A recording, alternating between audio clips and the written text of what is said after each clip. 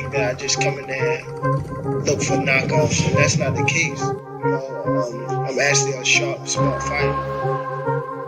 So, well, I'm here. Who wanted to fight me? I really don't care who's in front of me. I don't feel like no fighter can beat me.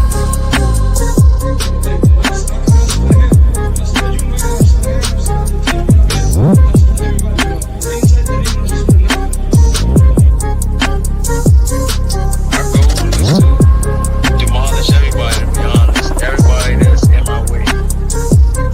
The pinnacle to any weight division is to have all of the belts, all of the titles.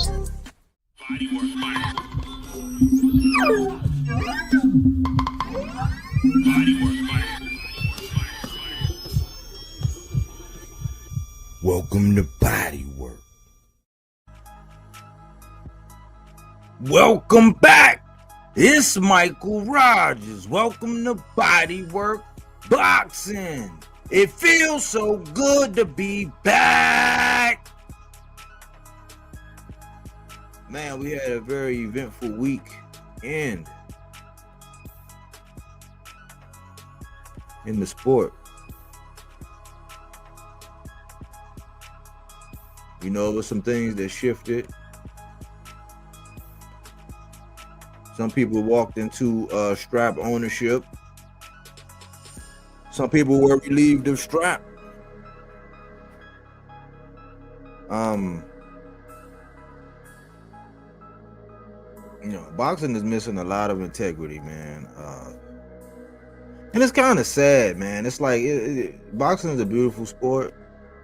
Just a one-man band for real, other than the corners and all of that. But it's one person that's in there taking the blows. There's one person in there that's having to make the adjustments and having to implement a strategy, you know, to come out. So it takes a lot, man. And as spectators, man,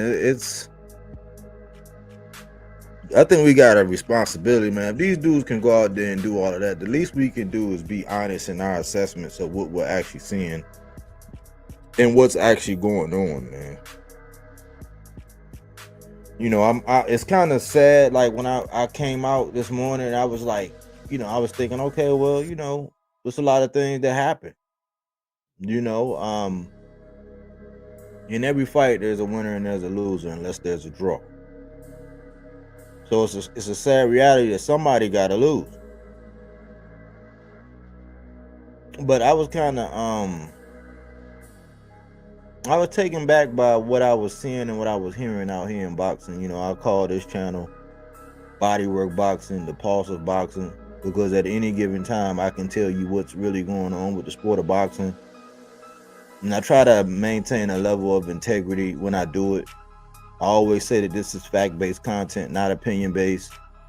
The motto of the channel is silence is consent, meaning that all it takes for evil to prevail is for men and women to remain silent. So we speak to the things that we think we need to speak to so that there's a voice on these things. And although I have a lot of strong opinions about fighters that I actually like, fighters that I don't like, I still try to be full of integrity in my whole approach. You know what I'm saying? I give credit where it's due. You know, I give criticism where it's due. But I put all of the boxers on the scale. And I always say that, you know, I want to know the length, the breadth, the depth, the height, the width, the buoyancy, the capacity, the volume. It's an in-depth measure of these guys. And I do pride myself in being one of those channels that really don't get off into these guys' personal life. But, you know, I know that I do rub a certain demographic of people out here online the wrong way. And I'm not sure how, other than having an opinion. Because there's people out here online that talk about these guys. They go way into their personal lives. I talk about the stuff that happened inside the ring. I talk about the stuff that happened outside the ring about the things that they say and stuff like that, not their personal life. So everything that I say is based on what somebody said, you know, as it relates to a analysis on a fight or the actions of these other guys. But I see that it's a lot of people that they have no integrity online. Somebody got to speak to it. There was a lot going on this weekend, and to see that people, regardless, I noticed something about a certain demographic of people, and it's always two different sides. Like it's really like blue versus red out here in boxing. You know what I'm saying? I said this a long time ago. What boxing really was and what boxing talk has really become. It's either you this side or you that side. Nobody is really basing nothing on what these guys are doing inside the ring. And if you look at these guys, like they're all their own little entities. They're all their own little businesses. You can like some of these little businesses more than you like the others. Some of these little businesses, they might not have everything. They might still need to mature into what some of these more tenured little businesses, you know, have become. But we don't evaluate them like that. These guys are human. They do have feelings. They do, you know, they do get hit in the head for a living. I'll never ever forget that they actually get hit in the head for a living. Yes, I have some very critical analysis of certain fighters.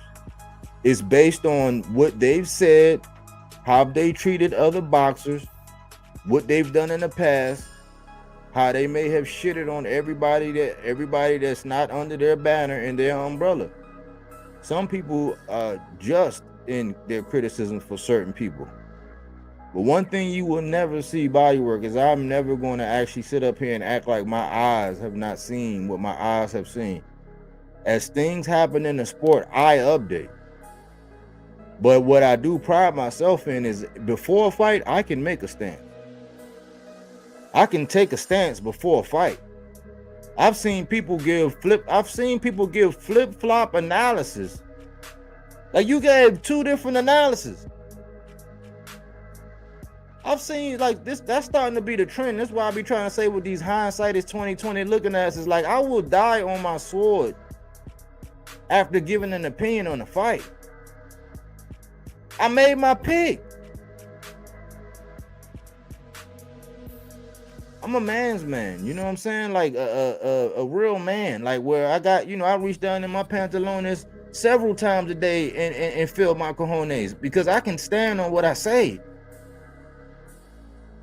But people nowadays, they'll give you two, they'll come back, and we seen a couple, I don't want to call no names because that's not what this channel really about, but like I've seen people in they bullshit analysis, man. They sitting up here one day, they tell you, oh man, this side's gonna win. The next day they tell you, oh man, this side's gonna win. And because they got 2 or 3 different analysis, people was giving a different analysis every day up until the fights.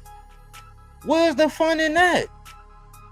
Just so they can wait and in hindsight say that they were right? That's bullshit. We got these suck-ass people coming across my channel. Is this one suck-ass dude come across my channel all the time? He was a Bud groupie. So I guess now he a Devin Haney groupie. I haven't heard from this motherfucker. The last time I heard from him, I told him on another channel that he sound like a stalker. I haven't seen this. The minute Devin and went, now I see this dude like, what the you a groupie? I would never be a groupie of another man. I don't care what sport he was in. I met Donovan McNabb. I took pictures with him. I'm a diehard Eagles fan. I would never be a groupie. As much as I like how LeBron play, I would never be a groupie. As much as I like Tank, I would never be a groupie. If I was a groupie, I would go up to the gym one of them times. All them times I passed the gym, I would have stopped and went in there and said something or did something to been all up in their ass. I'm not a groupie.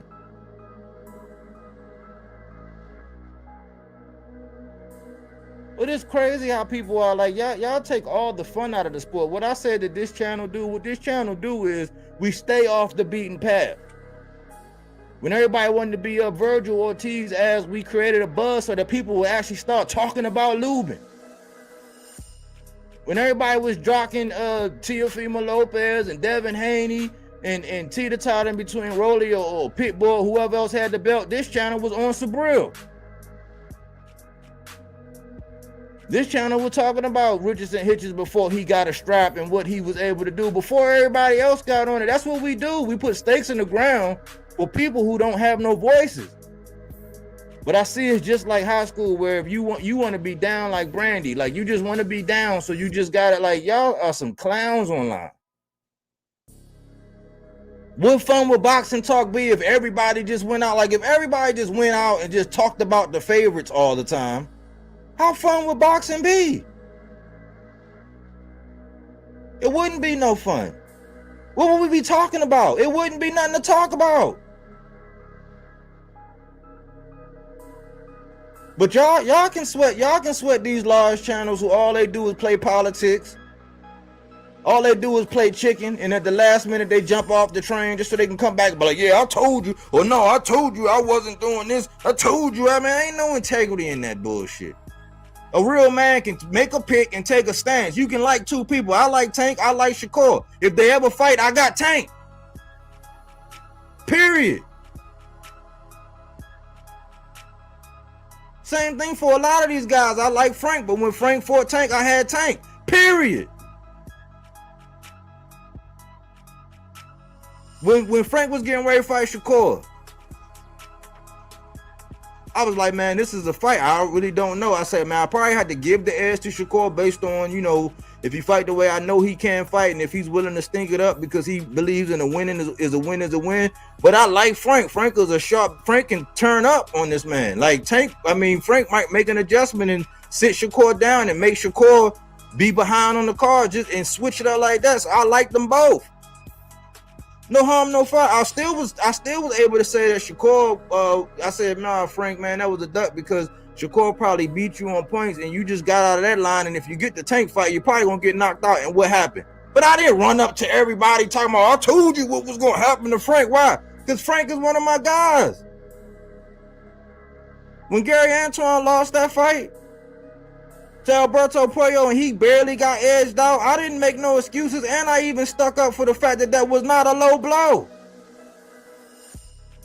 But I see now, I'm never going to be one of these channels where you can come, if you think this is the channel that's going to do that, you got the wrong channel. I'm never going to be one of these guys that's going to be down just because you won.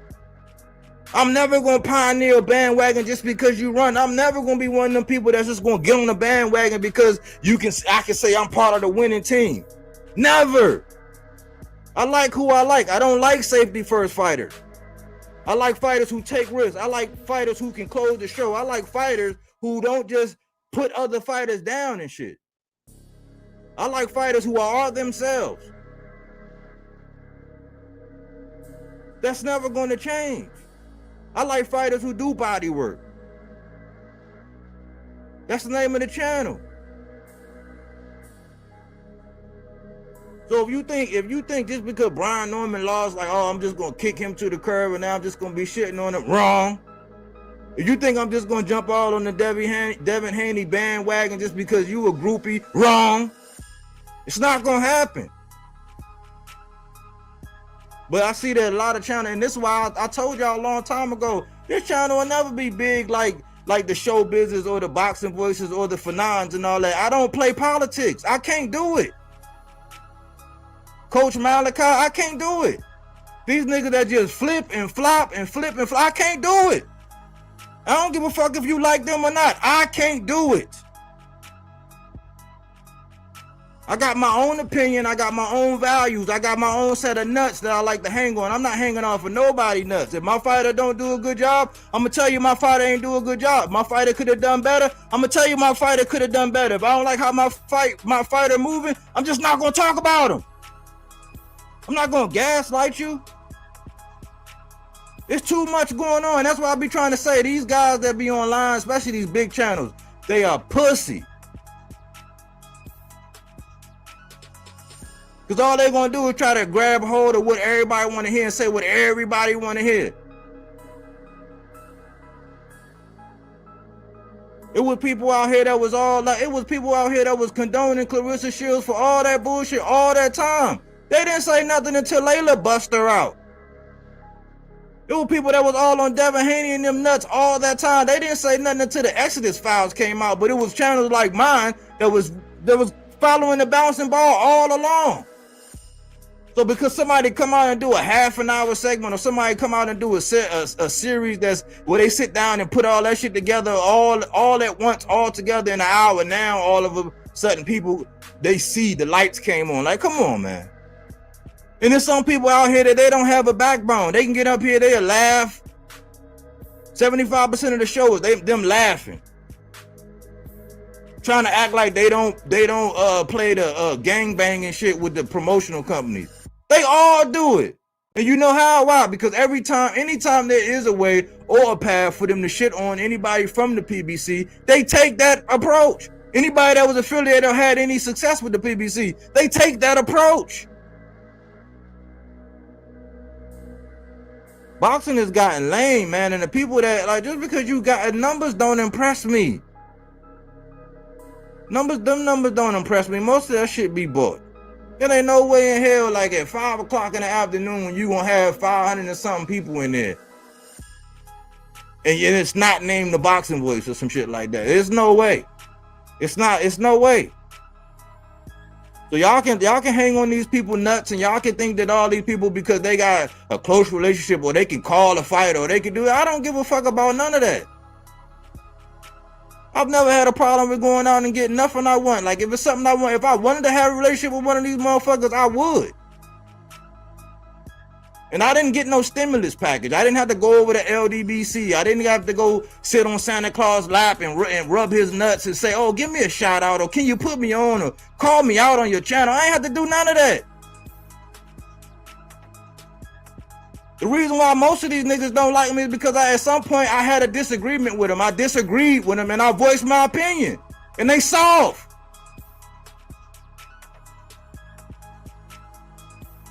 Soft as a bale of cotton. I don't give a fuck. Like, you can disagree with me all you want. Like, you got your stance, I got my stance. And that's another reason why I'll be having AC up here, because he got a set of fighters that he like. I got a set of fighters that I like. Sometimes in overtime, we got fighters that we both looking at saying that we like. But the reason why it works is because there's polarity. There's balance there. He's not going to fully agree with everything I say. I'm not going to fully agree with everything he say. But guess what? We show y'all each and every time when we come out here how to talk about boxing without being all on somebody nuts.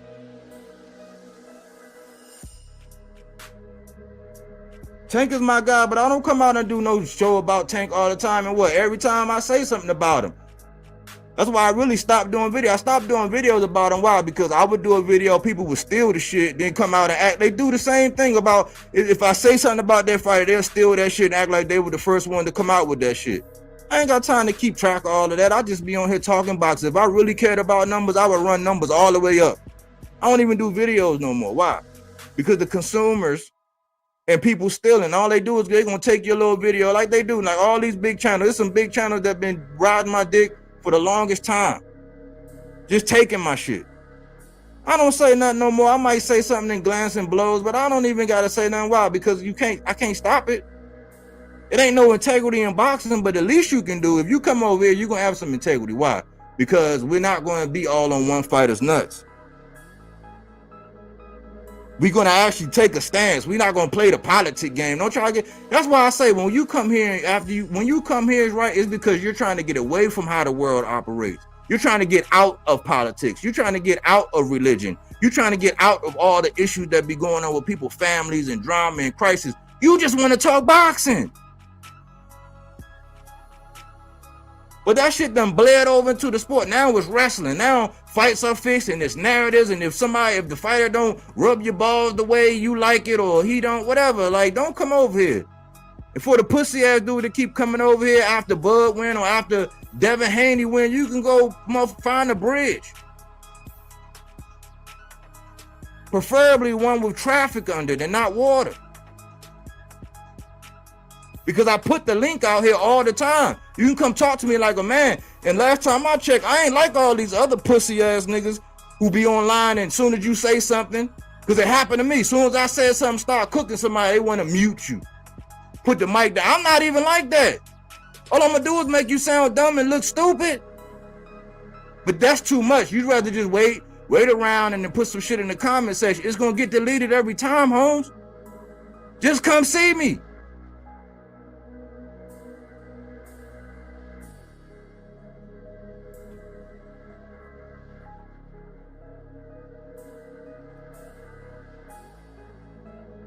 Y'all niggas make something that's supposed to be so therapeutic, just people talking about sports and all that. This shit is not like football where it's 53 people that gotta bear the grunt. The most you get is a father and a son. They gotta bear the whole grunt of it all. So because you pick this father and this son over this father and this son, so what?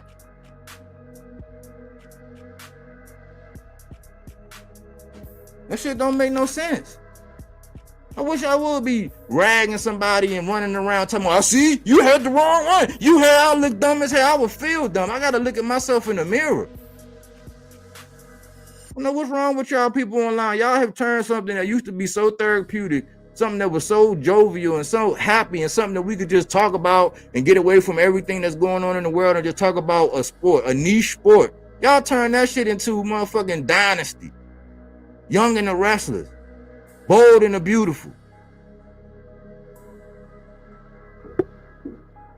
I'm sure if you jiggled your favorite fighter balls enough, he'll send you a plane ticket out there. You spent more time than trying to troll me. If you spent more time trying to jiggle your favorite fighter balls, maybe you wouldn't have time to troll me. Maybe you'll be on flight. They'll take flight.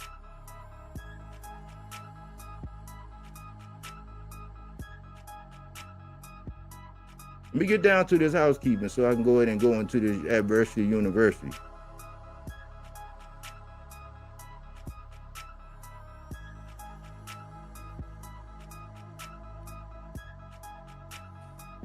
Zerto Ramirez just booked Robin Zafar. And I bring that up because David Benavidez, man, David Benavidez is a true KI double LA. I mean, the amount of savagery and brutality, and I said, man, that could have been a possible upset if Yard just, just had a game strategy where he could just sit, like he timed David and he just sit down with the wrath of the universe in one punch, you know what I'm saying? Because I never really seen David Benavidez get hit that hard. I seen him get sat down before, but I never even seen him seen him get whacked like really hard. So I said, yeah, it could have been an upset in that manner. But the level of savagery and brutality that David Benavidez is showing, the dude really looks like a monster in there. He imposes his will. He is very dominant. You know what I'm saying? And what he did to Anthony Yard, man, I was waiting. I'm like, man, what is Tunde and them waiting on, man? Are they waiting on Christmas? I mean, it's only November the 22nd. I hope they ain't waiting on Christmas because the ref, he wasn't throwing it in. And David had this look on his face and the things he was saying as he just brutalized that man in a corner like that, and he just deflated the balloon. He whooped the wheel out of that man. Like he just broke him. You know what I'm saying? Like if this was another situation, man, Yard would have been holding a pocket and washing some drawers. And it was rumored that it was noticed that David Benavidez is gonna, go after Zerto at cruiserweight, which I'm thinking David Benavidez is gonna beat the shit out of Zerto. I've seen Bivol beat the shit out of Zerto, and Bivol was being nice. He could have really stepped on the gas, even though I don't think Bivol really be looking to stop nobody. You know what I'm saying? I don't really think he look to do it, but I think if you weak enough, he can. But I seen him beat the shit out of Zerto a while ago, and this is pretty much just when Zerto had hopped off the pot. But like with him fighting this guy named Robert Safar and them already saying it's a foregone conclusion that he gonna get in there with David Benavidez, it's kind of sloppy. because he's putting up both his belts on the line against this guy. And I guess we can either say it's a foregone conclusion that he just gonna run this guy over to gain momentum for this big fight with David Benavidez, or we could be seeing David Benavidez fight a guy that, I mean, people know who this dude is, Robin Safar, but like it ain't nobody we want to see. We want to see what we were supposed to get with David Benavidez fighting Bivol. I want to see Bivol. You know what I'm saying? There's a lot of other people that want to see Beterbiev. I wouldn't mind David versus Beterbiev, but I want to see one of the best to lace him up in Bivol. Pure boxer. Shakur-esque with way more offense. I want to see that up against the Mexican monster, the guy that looks like he can impose his will on anybody and just put you in a compromising position to where he put enough heat on you to where you just crumble under the pressure, under the heat. He overwhelm you. He break your will. He snatch your soul. He rip your heart out your chest while it's still beating and tell you to fight back. We might not get it. We might not get it, man. The second one, Roach versus Pitbull. Do y'all realize that Roach versus Pitbull, with the whole issue that's going on with Subriel Matias, they saying that they might put the WBC strap on the line? Do you realize that that's the strap at 140? So Tank got a draw against Roach. He beat Pitbull in a decision. And then you got Ryan versus Barrio, which is going to be for another strap. I was saying I wasn't too happy with Barrios doing. He's like the strumpet of 147, where everybody get a turn. You know, I mean, it's just like, okay, payday after pay. And I guess the character of Mario Barrios, but like, I don't like how they just allowing him to just everybody get a turn through that like, I don't get it. But do you realize that Ryan and Barrios is getting ready to fight up at welterweight? So you got 140 with a strap against two former Tank guys. You got Ryan versus Barrios up at welterweight for another strap. But Tank don't fight nobody. Tank don't fight nobody. So the two guys at welterweight now right on the same level. Or shall I say plane? Right on the same plane as one Devin Haney. And you add a Rolly, who is the other guy. So you got Ryan, Barrios, Rolly. The only one who Tank ain't fight was Devin. They all on that same plane at welterweight. Tank has fought 4 of those guys. Stopped 2 of them at the highest weight class right now. But he don't fight nobody.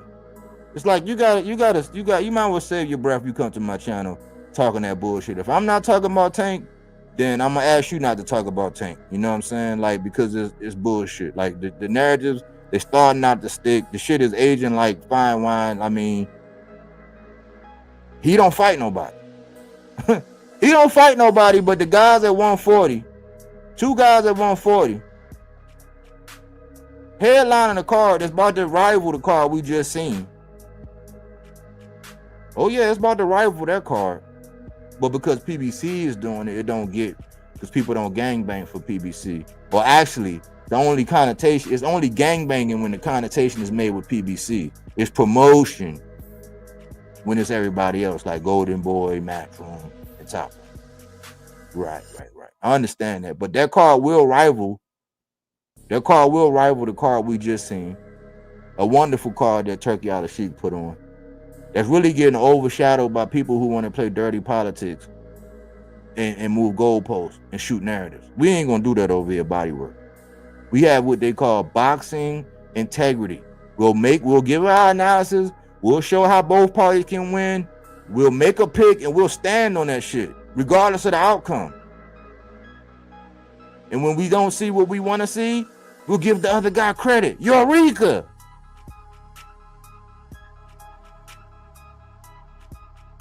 And when it comes down to fans versus groupies, guess what? The groupies are always going to win. Why? Because one, the groupies are willing to do things that regular fans are not willing to do, like myself.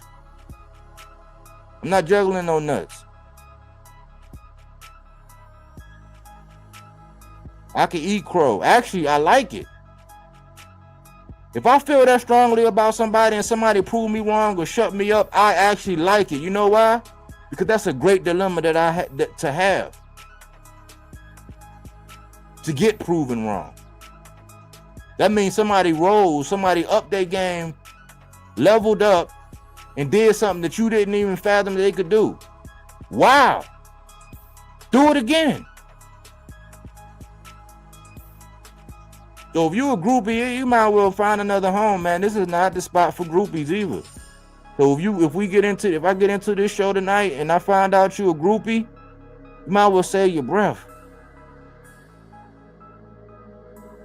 We promote fandemonium, fanhood. We're not only fans, meaning that this is the only guy. Like I know people that only Shakur, like no matter what, it's just only Shakur. I'm not even a Tank only fan. Tank is my guy. If you line it up, you put somebody on the other side of him, I'm gonna tell you who I think gonna win. Most of the time it's gonna be Tank.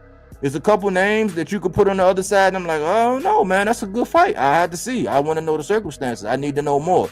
But I'm not an only fan. Like you got these Shakur only fans, these Devin only fans, these Boots only fans. I'm not an only fan. I like divisions. 140 is the division I like. 154 is the division I like. I've been talking about them divisions for the longest. Everybody else just now getting hip to the shit. Why? Because Jamel Charlo was my guy. Earl Spence was my guy at 47. Tank was my guy at 35. So I know those divisions. 40, I've been calling 40 the row. When Josh Taylor had the straps, I was calling it the row. Why? Because I was looking at the other names and I was saying, man, listen, man, this is a hotbed right now. It's like any given night. Like if they match these guys right, and I knew that when I started seeing the sizes of these guys, knowing that some of them didn't belong at 35, some of them could have been at 40. Now these guys went on to go to 47. I started saying, you know what? I asked my father-in-law today. I said, man, ain't it something now that these guys that move to their proper weight class, you actually can see who they really are? You were like, yeah, man. And we talked for a while about, you know what I'm saying, about the fight. The topic of conversation tonight in Adversity University. We talked about that. He gave credit where it was due. He gave credit where it was due. But that's the housekeeping.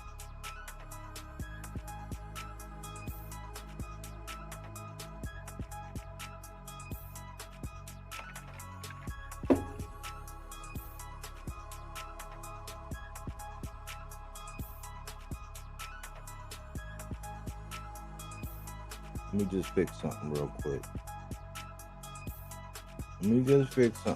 quick. We're going to get right into it.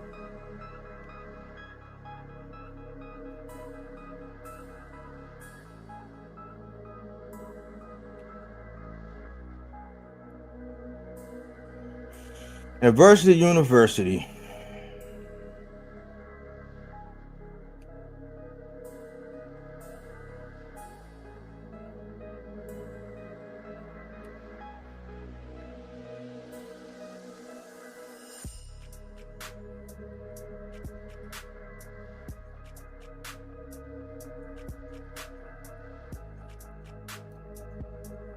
My bad, y'all. I went back to how I used to do it, where I don't even look at or read no comments for a little while. I mean, until I get done with what I'm saying.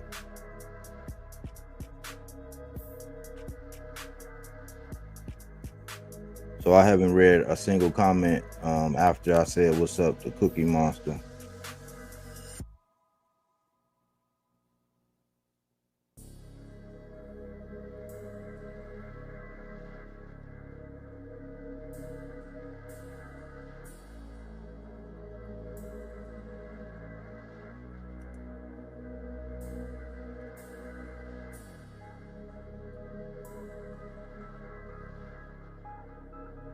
Just had to fix something real quick.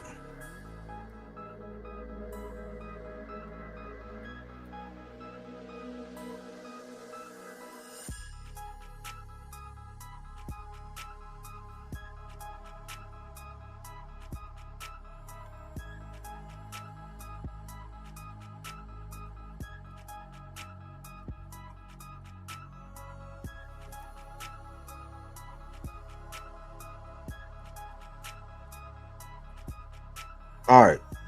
So this is the deal, y'all. This is Adversity University, and I wanna point something out to you guys. When it's a guy that I like, you know what I'm saying, they go through something, I just, instead of just shitting on them, you know what I'm saying, because I learned a long time ago, because I used to do the thumbnail with somebody on their ass, and every now and again I'll show somebody maybe getting hit or something like that, but I used to do it all the time, and I was like, well, I'm gonna kind of get out of that. I'm gonna get out of that a little bit. So what I started doing a while ago was I started saying, okay, well, they suffered adversity. Can they learn from it? I had a show called Lessons and Losses. I did right after Gary Antoine, he suffered a decision loss. It was a decision loss. It was a close fight to Porlo. Nothing to hold his head down about. Nothing like that. But lessons and losses. But I've been doing this show for a while, and I want to show y'all something. Man, so we can cook, because what I'm going to do is we're going to do something that we used to do in the military, right? Something we used to do in the military when I was in the Army, right? It's called an AAR. And AAR is an after actions review. So what you do is you go over what was supposed to happen, right? Then you go over what actually happened. And then you go over what could be done to improve for the next time. So whenever we used to have our field problems and we go do something, and we have an exercise that we got to complete, whether it's like tear down the whole camp, relocate, and put it back up, like we sit down afterwards and we say, okay, what was supposed to happen? We outline everything that was supposed to happen, how long it was supposed to take us to tear communications down, relocate, put communications back up online so everything is secure, put camo over the whole site, dig in, mark the perimeter, everything. And then we say, okay, well, what actually happened?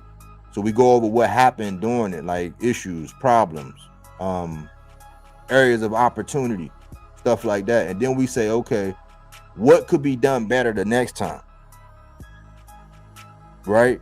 So that is before you, if anybody gonna come up here, especially one of these groupie hoes gonna come up here, that's the vein, that's the spirit behind this segment, Adversity University.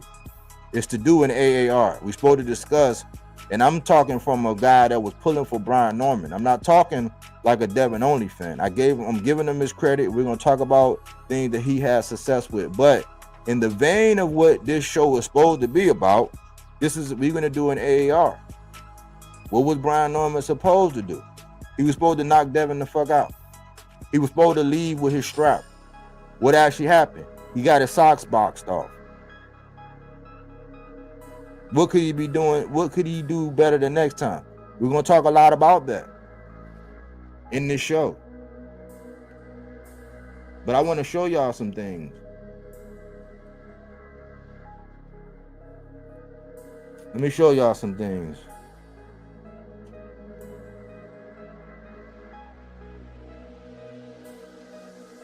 This is Brandon Lee against that dude Madero. He came out and he got sat down on his back pockets by a guy that was moving up.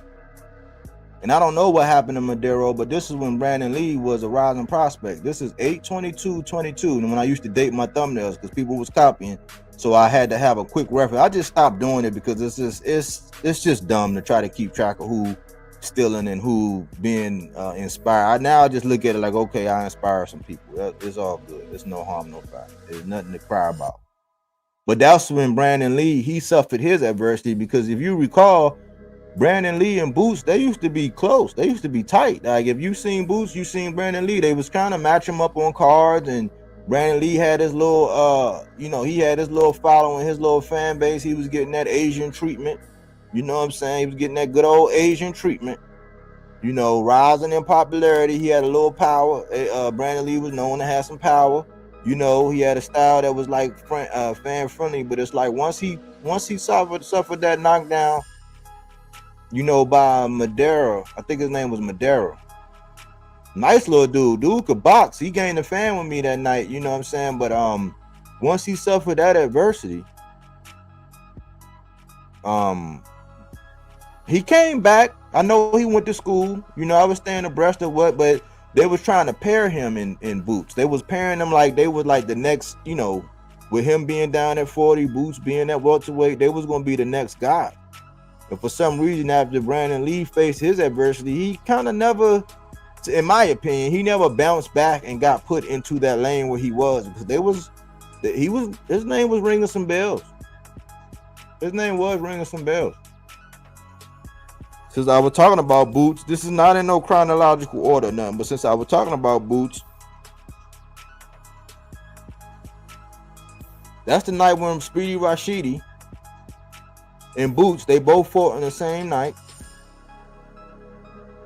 Speedy Rashidi, he had, on my scorecards, he won, but I understand why they awarded Romain V the fight, because he came on in that final round and he dropped Rashidi several times.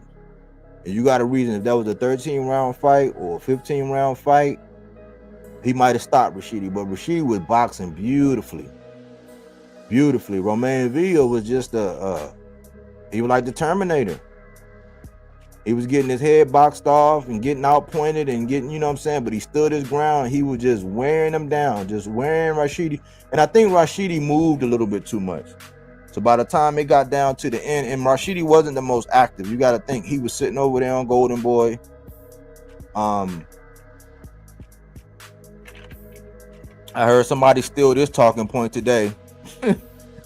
Somebody was trying, and I was thinking, yeah, you was thinking, but you had listened to somebody else say the shit. But he was one of them guys that got shelved. You know what I'm saying? Rashidi was one of them guys that got shelved. Just like Blair the Flair, when he started coming on, he got shelved. Because you gotta think, when they got a Golden Boy, then a guy that looked like Rashidi or looked like Blair, they're gonna be second fiddle over there at Golden Boy. So Rashidi kind of lost right when he was getting the foothold back in the game. He did good. He didn't get the nod because of the way Villa went out, and that was the time when him and Boots was on the same card, and they was actually talking, and it was actually being drudged up that if they got past their guys, they would have been next. They already had that on stage back and forth moment, sitting side by side, looking at each other, sizing each other up.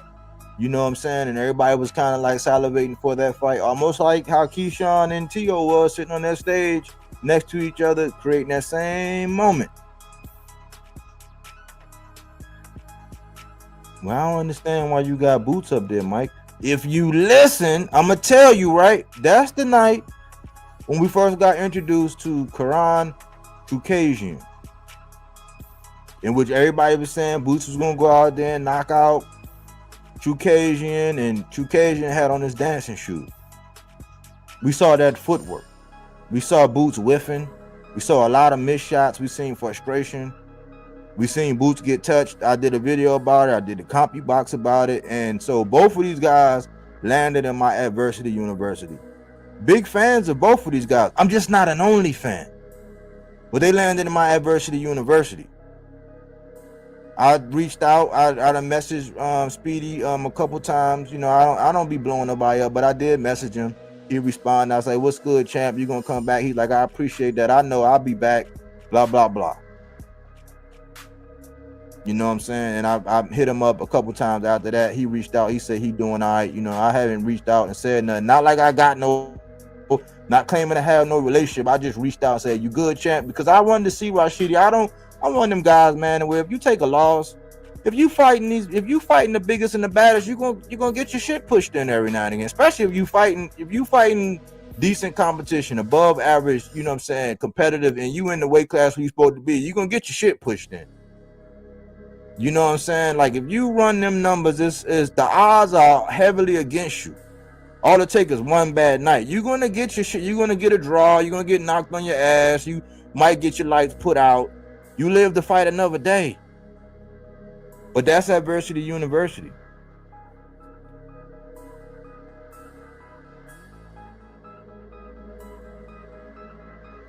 when the Tower Inferno got sat down by no other than Mendoza. That was what, 4/9/23. You see the date on it. Back when I used to date my thumbnail. My graphics have gotten a lot better. I'm not as messy with my thumbnails. I've gotten more clear. But look, that's 4/9/23. That was April of 2023. That's before Spence and Bug got it on. But that's when Brian Mendoza, so me as a fan, who I got the landlord in my boxes to watch, it's in my intro, me having the landlord. I did an adversity university. He faced adversity. He got his nose broke, I think, in that one. Brian Mendoza had his time to shine.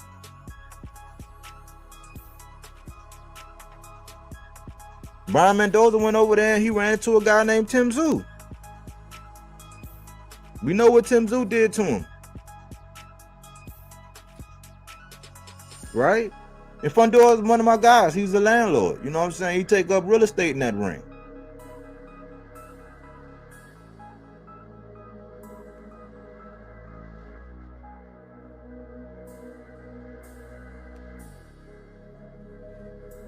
Gary Antoine. That's why I highlighted. If you see where that red and white is up under there, when you see that at, he was trying to say he got hit in the nuts. And this is my guy. He said he got hit in the nuts. If your nuts is all the way up there where your abs is, man, something ain't right. You ain't composite your body composition. That's just like on something about Mary. Like how'd you get the beans above the frank? You know what I'm saying? And if your nuts is up there, that means the beans then got up above the frank and then landed up there on your abdomen, brother. No. That was Adversity University.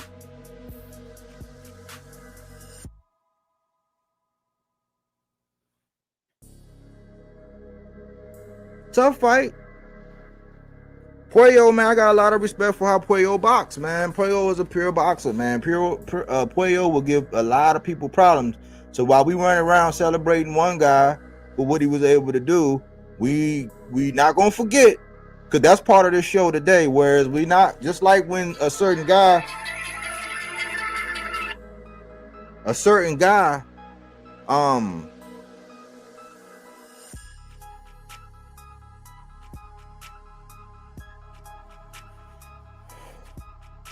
when a certain guy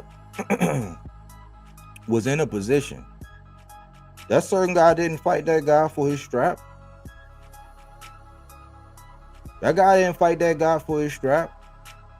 That guy didn't fight Sandor Martin for his strap. Matter of fact, it was a lot of smoke on the row, the 140 division, that guy didn't fight. He was trying for this weekend, but he didn't fight neither one of them guys. And the guy on the left, he had history with that guy. Because when Mr. Gary Russell Jr. went through Adversity University, when he messed up his shoulder and was fighting with one arm and really put hands on Mark Maxwell with one arm, got pickpocketed on the scorecard. The guy who was trying for this weekend had a lot to say. And guess what? The guy right here on the left, Gary Antoine, said, oh, boy, I see you got a lot to say about my brother, but got a proposition for you. When you come up to 140, holler at me. He said he would. Man never said his name. Act like he didn't even exist. But I see that they weaponized Gary Antoine. That's why I was trying to tell Gary Antoine and them, don't get weaponized by these fools, because they just use you. They talk all bad about the Russell name, talk all greasy and grimy. But then when they want to weaponize you against somebody, then they pull you out and try to dust you off and put you out in front of the lights. And they get these dumbass people that have people on their channels that come by biting everybody material, using their shit, and because they can sit down with the boxer, now they all that in a bag of chips. Knock it off. Knock it off. They just weaponize these dudes, man.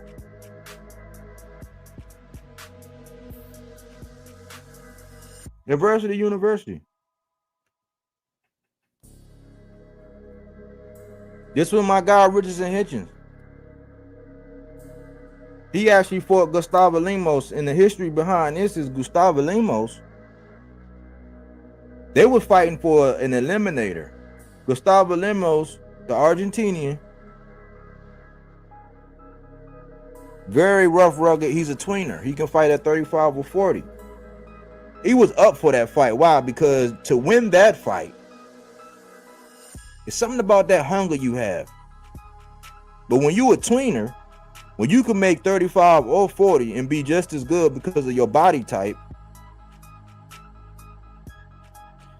and you know that you are fighting where you can't rehydrate more than 10 pounds afterwards, this was the IBF. He fought in a manner that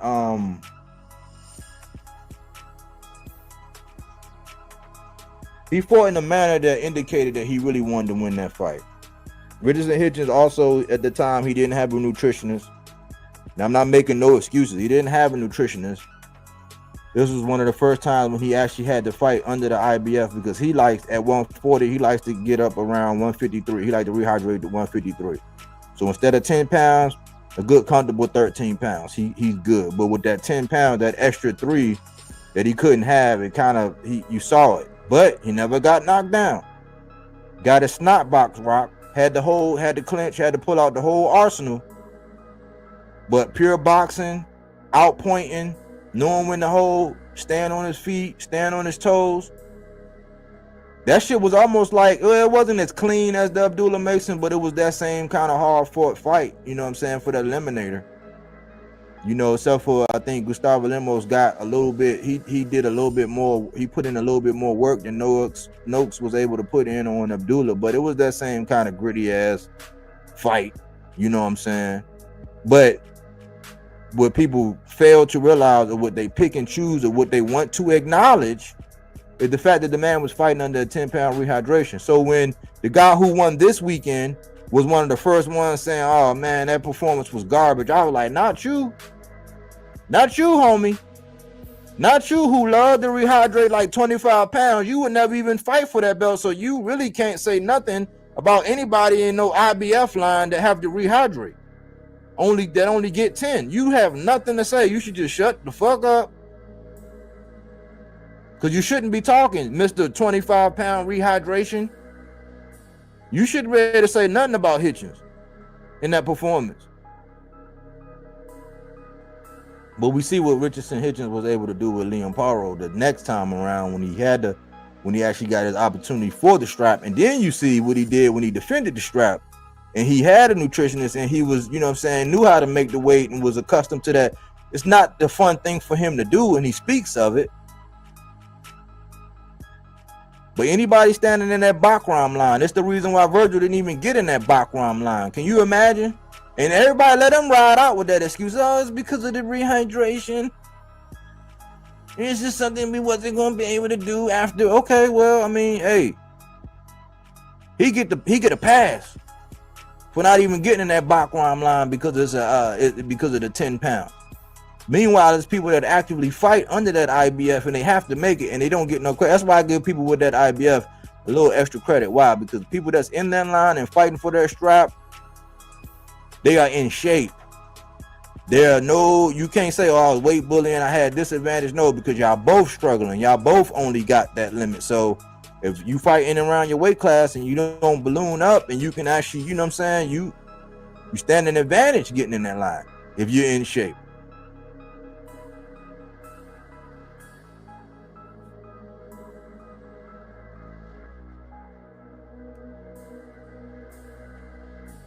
Y'all know this, my man.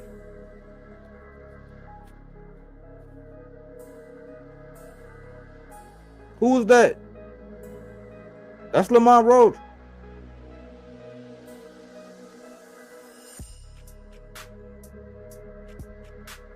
So we sat in Adversity University.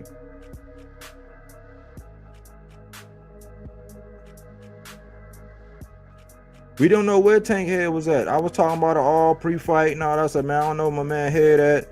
Looked like he got a little bit too much respect for this guy. He said, man, you broke my arm, Dukes. Like, you know, he didn't really want to, you know, I don't make no excuses. It's like he didn't want to pull the trigger. I seen the move in the locker room. The locker room that he could have put Lamont Roach out on, he actually had it at least 3 times. I know 2 for sure. I gotta go back and look at it again. I know for 2 times for sure. If he would have pulled the trigger, he did the move in the locker room. He just he flanked him. He got over to that side. It's almost like that move that Bam be doing. But with Tank, see, when you going up against an orthodox fighter and they extend that jab, if Tank as a southpaw gets on the other side of that jab, he gets on the other side of that jab. So Tank's left arm is on the outside of your left arm. Your left arm is extended. Tank is on the other side. So he's to your left with his left arm beyond your jab hand. You have no protection. And for a guy with as much power as Tank, all Tank had to do was fully pull the trigger. It's nothing stopping you from hitting his chin. He could have knocked your head off in the stands. He didn't pull the trigger.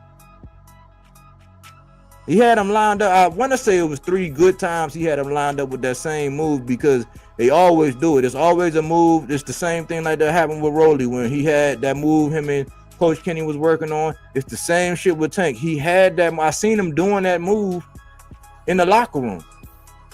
He had the opportunity, but he got to playing around. Just like when they told him it was, I think they told him it was around 11. He was like, what? It's around, what? It's around 11. Like, he didn't know. He got to playing around. Lost track of time. Lost track of rounds. It was a real circus. He had the coach from Headbangers in there, and you know, they was arguing in the corner, and it was the knee situation. That was Adversity University. I still did a show on it. I still displayed integrity. I was fired up after that fight. I said, man, I was pissed off. Because I'm like, man, don't give him nothing like that, Tank. Don't let him get, like, already shit on you for no reason. Don't give him no reason to just, come on, man. You already know how they roll. We cannot afford this. Adversity University.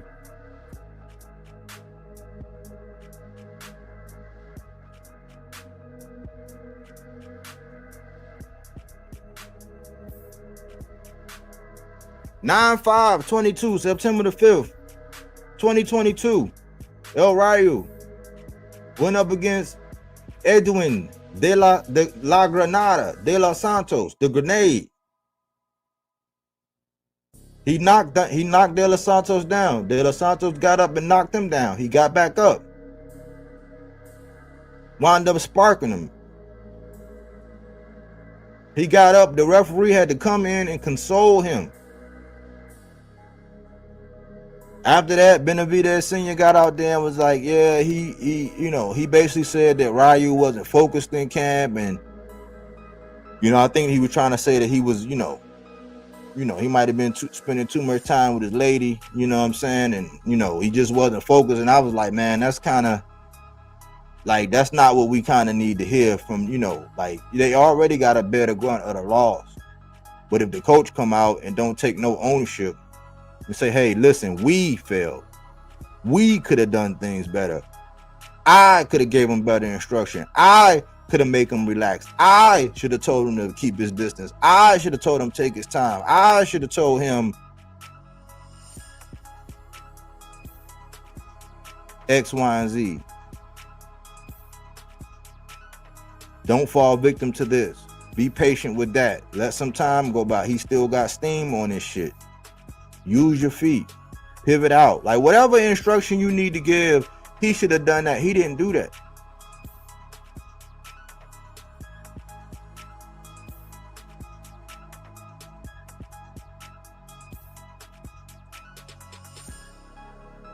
Like, he kind of threw El Rayo under the bus. And he went on to he was in the corner again. But ultimately they went on to part ways. I think Diego Pacheco parted ways from Senior too, but Senior he's still with his son, but that was Adversity University. He didn't have no answers. So if I rock with you, if I fuck with you, man, and I'm supporting you, and I'm curating conversation around you because everybody else want to be a bandwagoner. After the fight, if you face adversity, I'm gonna do university, and we're gonna talk about it. But that's what this channel is here for. This is what this channel do. So with no further ado, this is what this channel is about. Devin came out talking that hot shit, talking like, oh, yeah, it's levels. I'm gonna show you this levels. I'm Debo Dev. I'm taking your strap. You know what I'm saying? You know, all that Mayweather stuff. You'll see level fighter. I'm gonna show you this levels. I'm a handicap. All that good stuff. And guess what? Devin executed. What was supposed to happen? Brian Norman Jr., the Assassin 2, was supposed to go in there. Since he had a signed contract, he was supposed to eliminate the target. That's what was supposed to happen.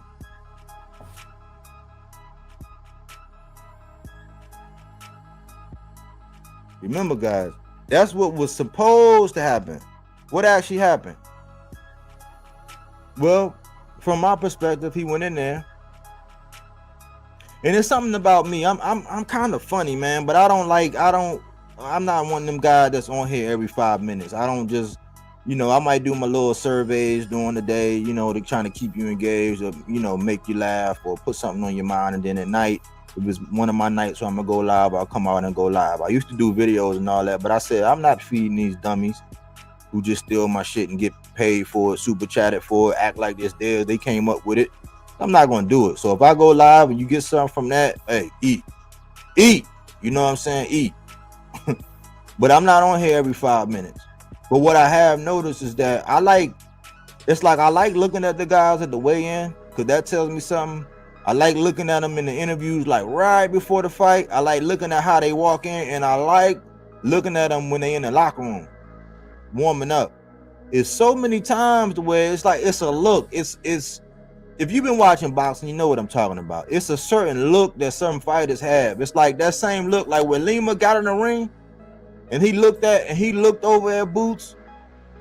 It's like if you look at Lima, if you go back and look at the beginning of that fight, and you look at Lima and how he looked at Boots when they was about to tap gloves, I said, baby, because I watched the fight with my lady. If she fall asleep on the card, your card was trash.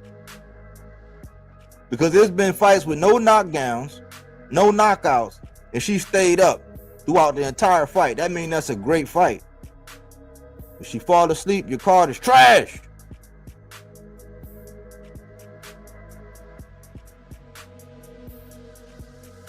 But if you go back and look at that fight with Boots, and you look at Lima's face, I said, baby, why his face looking like that? Why he look like that, baby? A minute and 58 seconds later, it was like a scene from a Batman comic book. Boom, ping, pow, poof, bam. It was over. I seen something, man, and I was trying not to read too much in it, man, but I seen Brian, I seen him when they was getting there, man, and he was walking up, and I was just looking like it looked like, sometimes fighters look like that, but it was like a distant glaze. I was like, but maybe he just focused, maybe he just locked in, maybe he thinking, okay, all right, he going over his stuff, he doing his mental reps in his head. Okay, when he do this, if I get in this situation, I'm thinking, okay, sometimes you had that little glazed look to where you like deep off. I know I used to look like that before football when I'm thinking about, you know what I'm saying, okay, cool, get my mind right, you know what I'm saying, I'm getting ready to receive that rock. I got the look of death on my face, you know what I'm saying, because I'm going to the house. Every time I touch that rock, I'm trying to get to the crib. That was the mission. So, you know, I know the feeling, I know the look. I got a stone face anyway. But he had that look, and I was a little concerned. I didn't want to say nothing. But when I saw that final weigh-in, and I seen how Devin, because the first one, you remember, Devin was doing all this bouncing around and shit. The second one, when they did the weigh-in, they was in front of him, Devin wasn't moving. He was standing there solid as a rock, looking at that man, looking like he was trying to look into Brian Norman's soul. Brian Norman, he already had the stone face.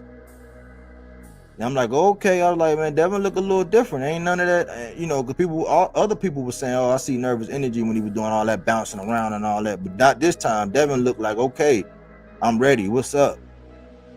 When they yelled ding, ding, ding, and they went out, The first thing I was looking for was for Brian Norman to really like establish that shotgun jab, set the tone. Because if you know he out there trying to jab you and you trying to jab him, most of the time, like the great ones, that's what they do. They come out and establish that jab. Like, look, you ain't just gonna be walking in the front door. You gonna have to set something up. Like, you ain't just coming in no front door. You not And this, I got the kind of jab. I got like I was starting to think that the man had that Maul Charlo, Big Maul Charlo, the one that fight at 68. Big Maul Charlo, where he can sit you down with a jab. He catch you clean with it. He might be able to knock you out and unhinge that jaw with that jab. Brian was starting to look like he had that kind of jab.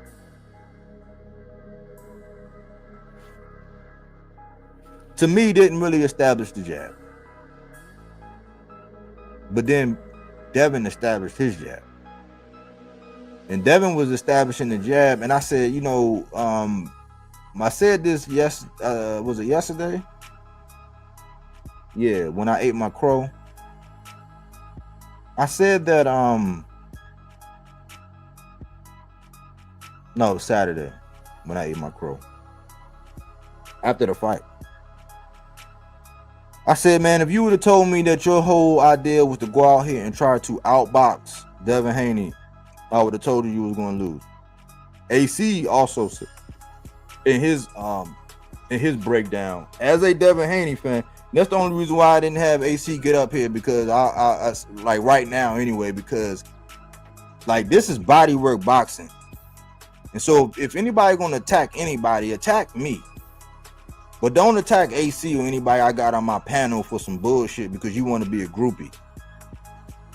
That's why sometimes I be like, man, I'm gonna do it myself, because I know AC like to talk that boxing, like, and I host him, let him come on here and host and say whatever he want to say, or if he got an idea for a show, he can do it. Since he don't have a channel, he can do it up here. But like what I don't like, because this man been told everybody he was a Devin Haney fan.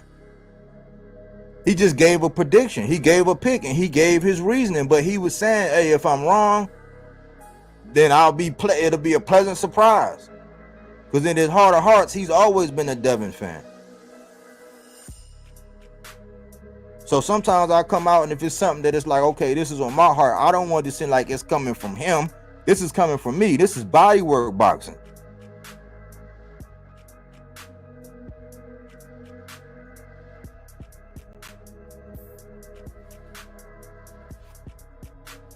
But Devin set the tone with his jab. And my whole thing was, one of my keys was you can't let Devin be first. If you told me that one of your game plan was going to be to come in here, go into the fight, allow Devin to jab or get off his 1-2 and move, because Devin is nice at throwing that jab.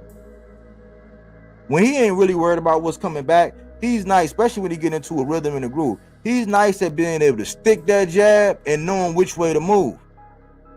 Especially if he gets successful with it. It's like, okay, cool. I guess it's muscle memory and seeing how you react and where you at. Once you let him get comfortable, then it's going to be the 1-2. It's going to be the jab 1-2. Once you allow him to start being first and let him get in his rhythm, I mean, he's racking up points. Even though he, they say he got pillow fists, he still punch you in your shit. So by the second round, when it was that 1-2 and boom, like, you know what I'm saying, like, and you went and Brian Norman went down and he got back up, it was like from that point on, it was almost like he made a business decision. He made a business decision that, hey, it's almost like, when they say you got a corral, it's almost like you got corralled in the second round. Well, all that wild, wild west, that rah-rah shit, all that shit got tamed up in the second round. And at that point, when I saw you going back to your corner and you were looking at your dad, I saw that face, looking at Senior, and it was like you were looking for a set of instructions. You was looking for something solid that you can, rest your head on, something that you can, you can live by, something that you can go by. And it was like you still look lost coming out. Like you still made a business decision. Like you ain't, almost like he had made you, like it's almost like I hate to use this example, but when Bud said if you get out of line, then I'm gonna have to, I'm gonna take my belt off. You know what I'm saying? It's like, it's almost like you decided that I'm not gonna get out of line no more. And at that point in time, that for me on the outside looking in, from that point in time, that is what gave Devin even more confidence in every round that went by. And see, Devin is the type to where it looked like at one point in time he felt froggy. And then something kicked back in. He said, you know what? At this point, I've already dropped the dude. Right now, he's allowing me to be first. All I gotta do is not fall into the trap in which I got done with Linares. Because this guy, this shit can look like some Fabio Wardley versus what was that guy name? The fight before last. I think his name began with an H. Was boxing the shit out of Fabio. Fabio just caught him. Devin knew that if he got out of line and he made that mistake that he made with Linares, and Brian Norman would have caught him, he could have changed the fight all the way. He could have changed it all around. Because Brian Norman, one of them guys, now if he do get you hurt, he can close. Brian Norman can close. He can seal the deal. He ain't just gonna let you limp. He ain't gonna let you get up out of there. He can close. He definitely can. He can seal the deal once he gets you hurt. So I don't look at Devin like, I was surprised when I seen Devin and Devin was standing. I said, oh shit, it ain't no Flash Gordon tonight. He ain't running. It ain't no. I'm sticking and moving, baby. I'm sticking and moving. And I'm not gonna lie, it was beautiful boxing. It was beautiful boxing. I couldn't say nothing. I'm sitting there looking. I was looking flabbergasted. I said, what the fuck am I looking at? I thought I was in the Twilight Zone. I said, what the fuck am I looking at? What am I witnessing? Devin was confident. He was getting his shit off and getting out the way. And it was like Brian had no answers. His form wasn't right on his punches. He was punching like, it reminded me of glimpses of when Earl was in there with Bud. It wasn't that bad, but when a fighter is fighting and he's punching thinking about what's coming back, you can see it in your form. Why? Because you're not fully committing. Because you're like, man, I can't afford to get caught and get dropped. And I don't know. I said when he first got up and I looked, it looked like his nose, like after that drop, it looked like Devin broke his nose early. And with the pressure of having a nose broke, with all these people watching, with the lights being on, you ain't want to cave in, you ain't want to quit. So it was almost like you became risk averse. But all of the greats, they take risks. Like how Abdullah was fighting, he took and you could say he kind of took unnecessary risks, but he didn't give a fuck. But that's a young guy learning. See, Devin wasn't gonna fall into that mistake because he fell into that mistake against Linares. He just knew, okay, I'm winning. Like right now, he letting me do. He's not even being himself. You don't think he watched film of you? So Brian Norman was acting abnormal. Brian Norman was acting abnormal. He wasn't being aggressive. He wasn't fighting behind his jab. When it got down to the later rounds, I was like, damn, because I'm the one I can think for myself. I heard these dumbass motherfuckers online talk about how Brian was how Devin was clinching. Devin wasn't like, I don't know what fight they watched, but Brian was clinching. I was pulling for Brian. Brian was clinching. It's like he started coming around. I might have gave him the first. I gave him the first. What I had in my notes. I gave him the first round.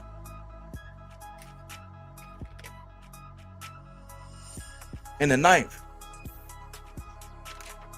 I gave Brian the first and the ninth. Now it was a couple rounds, maybe, somewhere after the 8th. It was a couple, like you could have, some might have been swing or whatever, or you could have said, all right, well, Brian did enough, but that's almost like how people gave Loma in that TO versus Loma, because Loma was so inactive for the first 6 rounds.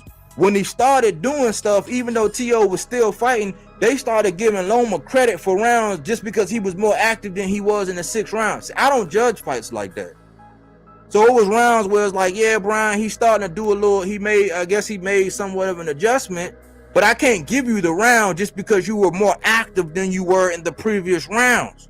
I don't get down like that, even as my fighter. Why? Because I got to come out here and talk this shit with integrity. If you lost, you lost. I still got your back. You still one of my guys. The future is still bright for you. You still a tough out. You still, just because Devin was able to do it, that don't mean another. I said the same thing about Tank. Just because Lamar went in there and got a draw with Tank, that don't mean you can. I still rock with you. I still got your back. I'm not gonna lie. I can't. So much as I didn't like Devin before and how I've been wanting him to move, I couldn't lie about this fight. I know what my eyes saw. I saw it. That's why I say it was the best Crow ever. If you gonna do that shit, do like the same way you made me shut the fuck up when it came down to Regis, you made me shut the fuck up when it came down to Norman. When they said that you was Regis 2.0, I was like, oh man, they really trolling. There ain't no way. But guess what? You look like Regis 2.0. In hindsight. And I know that because I'm not the only one that said this. I talked to a couple different people today, people that's close to me. And we said that, well, I got an agreement, or I got confirmation that it wasn't just me, in that you didn't fight how you normally fight. You might not have the most educated feet and all of that, but like the way you fought is not how you typically fight. I'm not going to put it all on your father. I'm not going to put it all on him and say he wasn't giving the right instructions, even though it's a question mark there. You know what I'm saying? Especially when he told you just go for broke. I'm like, man, what kind of like go for broke? You were leaping in with the left hook. You can't like, I already knew once you stop throwing that jab to set everything up, if you don't have the most educated feet, you got, like with the kind of jab you got to establish the jab. Why? Because you can't just walk in the front door on somebody like Devin. You not just Devin, anybody with educated feet, you can't just walk in the front door. And so for you, if you don't have the best feet in the world, I'm not saying you got bad feet like everybody else jumping to this conclusion, going to a whole different extreme. I'm not saying you got bad feet. I'm just saying that the fighter of your nature and your stature, you gotta set up the jab. Why? Because your jab is so, it hurt. That jab is so potent that when you set it up, they gotta respect it, because over time, what Teddy Atlas say? You putting bugs on the windshield. And then you should have been stabbing to the body. But you got something. You either had to been putting bugs on the windshield or stabbing to the body to get this guy to stop being able to move when he wants to. Because when you start going to that body, it debilitates the leg over time. But you had to make that, and you had to put water in the basement and bugs on the windshield, a la Teddy. That's what you had to do. Once you stop doing that, and Devin didn't have nothing to worry about, and you allow him to be first, all of those things are a recipe for disaster. So we can say almost like what I said with the Speedy Rashidi fight, right? If it was 13 rounds or 15 rounds, he might have wound up stopping Speedy. But we can say if this was a 13 or 15 round, you might have came back around and gathered your wits and figured it out, but you needed more and more rounds. It just got too late to where it was too many rounds where you just Rochambeau. You was going through the motions. You was lost in the sauce. And that's what happened.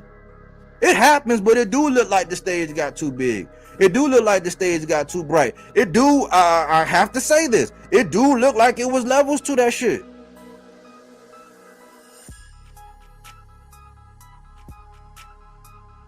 Now, for everybody that's like, oh man, like, no, it's tight, but it's right. It's tight, but it's right. Now, what I'm not gonna do, it's just like when I witnessed Bud do what I saw Bud do to Errol Spence. What I'm not gonna do is rewrite history like everybody else was trying to do.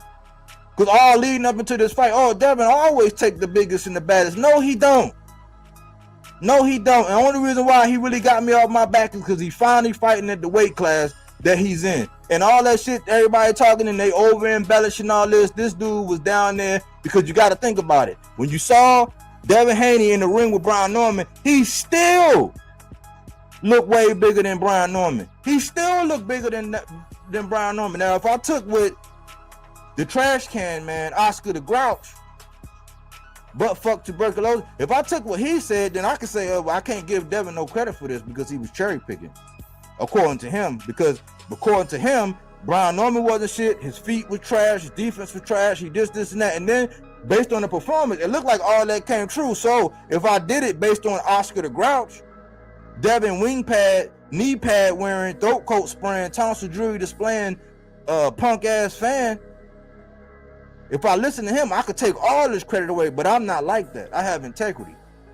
I'm not gonna shit on Brian Norman and say he ain't nothing. I gotta say that maybe the lights was too big. Maybe the traveling was, maybe it was a moment. Maybe it was just like it was a little too early. Maybe he got to smelling himself. Maybe he really thought that he was gonna go in there. Maybe he thought that he trained as if he said he was chasing a couple pit bulls, because Tim Bradley said you got to learn how to chase some chickens. He said he got bit a couple times by the pit bull, but Devin ain't no pit bull.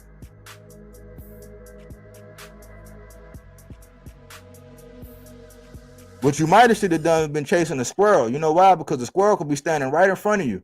He can run up, bite you on your motherfucking nose, and run all the way down your leg and be back in the bush before you even move.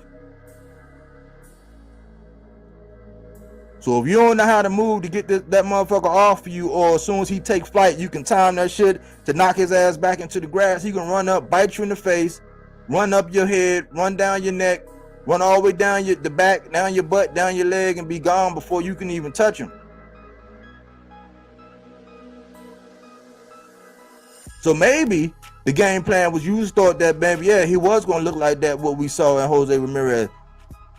That's what I thought. I thought it was going to be looking like Flash Gordon, that motherfucker. He came in that motherfucker going toe to toe, and it was almost like you ain't have no game plan for, oh shit, this nigga's like really standing there. He must know something that I don't know. And froze. I talked to my main man. He said you choked. I was like, I couldn't disagree. You needed the Heimlich. Choked. That's just real talk. And I'm a fan. I'm a fan. I just think it need to be a couple touch-ups. This was a learning experience. You know what I'm saying? It was a learning experience. You got relieved of your strap. But because of your personality, because you have integrity, because, you know, you were DSGB, you know what I'm saying? And you have humility. I don't be preaching. See, being humble meaning having a low value of one's self-worth. I don't ever want to tell nobody to be humble, have a low value of one's self-worth. But have a level of humility. It's different. It's not being haughty and high-minded about yourself. And every now and again, we all get served a little. Life will serve us a little humble pie. In the words of the great Bernard Hopkins, he said basically the ring is a lie detector. That's why after all the shit I talk, all the memes I make, all the things I say, all the things I do to drive and spark conversation to get people talking about this boxing shit, what do I always say? But that's why they still got to get in the ring and fight. But what I'm not going to do is I'm not going to revise history for Devin. He finally got me off his back. Why? Because he finally moved to a weight class, and I think he could go to 154. But I ain't gonna be mad at him for being at 147. But I can't, like what everybody over embellishing about. He had no business down there beating up on them little dudes. When Loma looked at him and said, oh, he's a middleweight, come on, man. I'm not gonna take away from what he did. I'm just not gonna over embellish to say he always know, because I can point out all these times where he had somebody on the books, or had the masses, had YouTube on fire thinking he was going to fight this guy, and he didn't fight that guy. He fought somebody else. That was all the time. It was supposed to be Robert Easton and Mikey Garcia, and it was supposed to be Mr. Gary Russell, and one point in time it was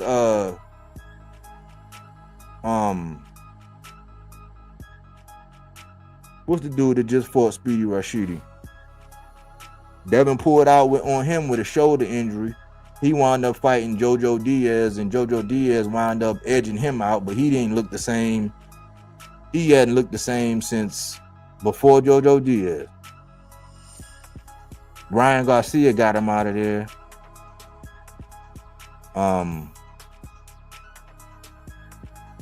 But I'm not going to over embellish, and I'm not going to hold the past over Devin's head, because I'm one of them guys that once you right the wrong that I've been on you for, I'm not like these other, I'm going to say fanboys, knee pad wearers. I'm not like these guys. I'll give you credit. Devin boxed beautifully. He did what he needed to do. Once he got up, after he got the drop, he's not going to be risk averse. That's not the kind of fighter. So for me, my key to victory was to tell him, you are not a knockout artist. You are a pure boxer. Embrace that shit. Relish in that shit. And what'd he do? He pure boxed. Because at the end, like if he, after Brian Norman got his wits back about him, after about the eighth, ninth round, after about that time, if that dude would have made that same mistake and actually caught Devin the way he could, it would erase all that shit, just like all the good shit he did in the Ryan fight. It would erase all that. That shows that, okay, you learn from that. You put that in your rucksack. That's maturation. I can't not give Devin credit for that. I don't like a lot of the shit Bill say. Like a lot of the shit Bill say, it do tear other fighters down. They don't ever have nothing good to say about nobody. They can say whatever the fuck they want to say about everybody else, but the minute somebody say something about them, it's why is all this hate? The level of hate that Devin gets, it needs to be studied, and all this other dumbass shit they be saying. That's why people don't like him. We're not gonna revise history. Just like with Bud, with Bud not fighting Spence. Like, yeah, he did what he did to Spence, but we ain't gonna act like the whole time somebody was running, ducking, and dodging. Now, I heard somebody from the Haney boys, the main guy from the Haney boys today, say that, oh yeah, could Devin take the easy route? I mean, the easy route into getting the belt. And I said, the fact that he caught himself and had to clarify the easy route and getting the belt, people do that same shit when they come down to Earl. When he said, I'm going to take the easy route, meaning that if these guys are on my side, it's easy to make fights with them to get the belt, not to fight, not like taking candy from a baby easy route, but people pick and choose. So the leader of the Haney voice today came out and said, yeah, is Devin going to take the easy route? Not the easy route, but the easy route and getting the belt, like made that little, that blunder of the tongue. Because people be gaslighting all the time, acting like they don't know what they be saying and painting all these pictures. And this is why a lot of the times people go unchecked with the shit they be saying. Like Mike Carpenter doing a whole article on Sabril Matias and saying his lone loss was to Liam Paro. No, Sabril Matias actually lost twice. But see, they get paid the big bucks, and I can't say nothing about it. And I have no right to say nothing about it. Why? Because somebody's not paying me. That don't mean I'm not right. And that don't mean that people that's getting paid all these big bucks are right. That just means that they put themselves in position to get paid the big bucks. And they might be willing to do some shit that I'm not willing to do.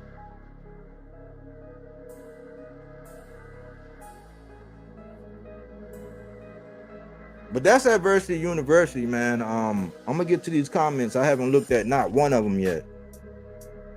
But I'm gonna say this before I open it up. If somebody want to get out here, man, I'm gonna say this. Brian, keep your head up, brother. If you have to stay out of the media, if you have to not read the newspaper clippings for a little while, get out of that shit. Go read your best book. Go lay up with your lady. You know what I'm saying? Get you some of that good loving. You know what I'm saying? Get lost in the sauce. You know, enjoy the fruits of your labor because you made some bread. Take a vacation. Breathe, relax, get away from this shit for a little while.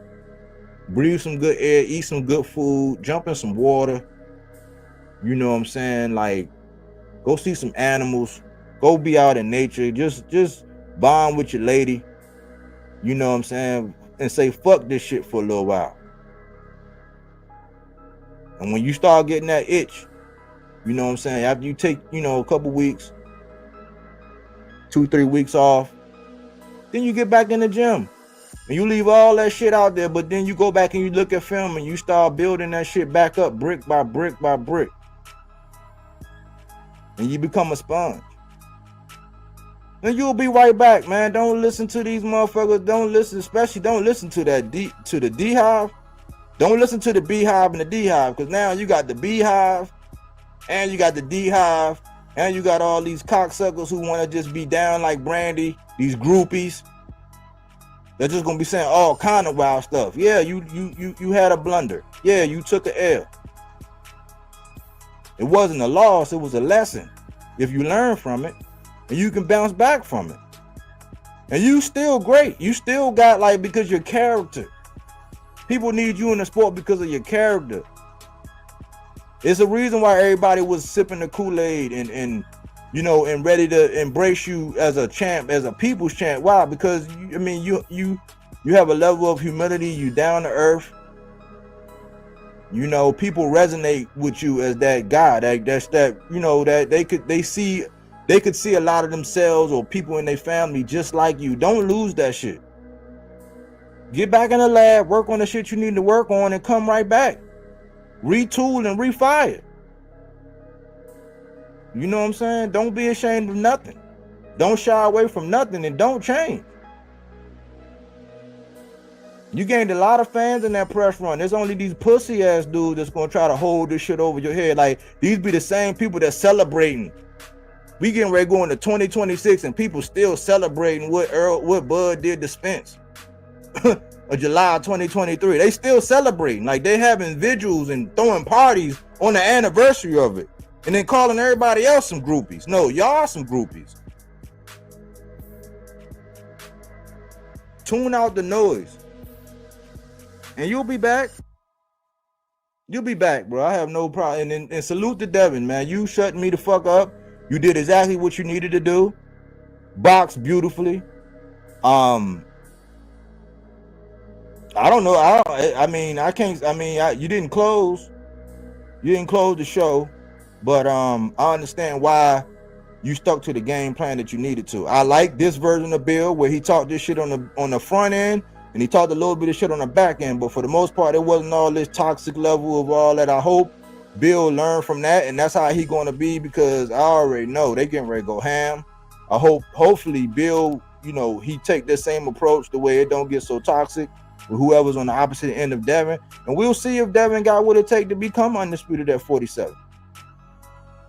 You know what I'm saying? I gotta give the man credit. He made me eat this the second time Devin made me eat the best plate of crow in my life. The first time was Regis. The second time is Brian Norman, and Carlos Adames made me eat a big plate of crow. Every now and again, I get a couple picks wrong. You know what I'm saying? Every now and again. I'm not ashamed. It ain't no sweat off my back. But you know what? As a man, I make a pick and I stand on it. I'm not gonna come out like I see a dumbass dude just because he do boxing analysis and all. I see a dumbass dude trying to take all this credit now for saying, like, you gave several different analysis. What you want credit for? If I sat down and gave 4 different analysis every week, yeah, I'm gonna be able to pull one of them up at the end and say, yeah, I told you.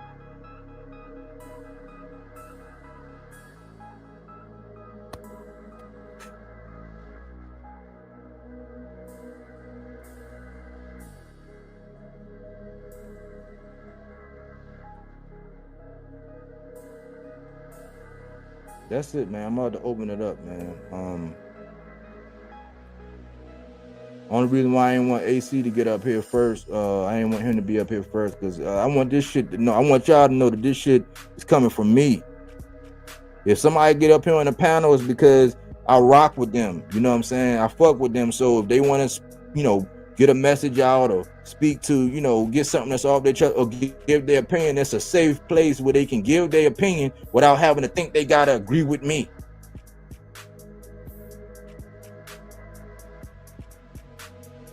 But I want everybody to know that this shit came from me.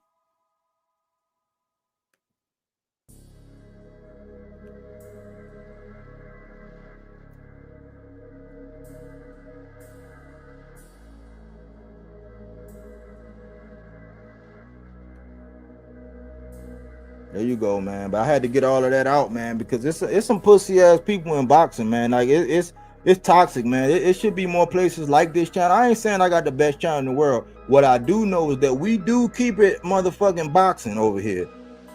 You know what I'm saying? There ain't a whole bunch of yes men over here. But it's a safe place for you to be able to get on here and talk some real boxing and shit. What up, AC? What's going on, Body?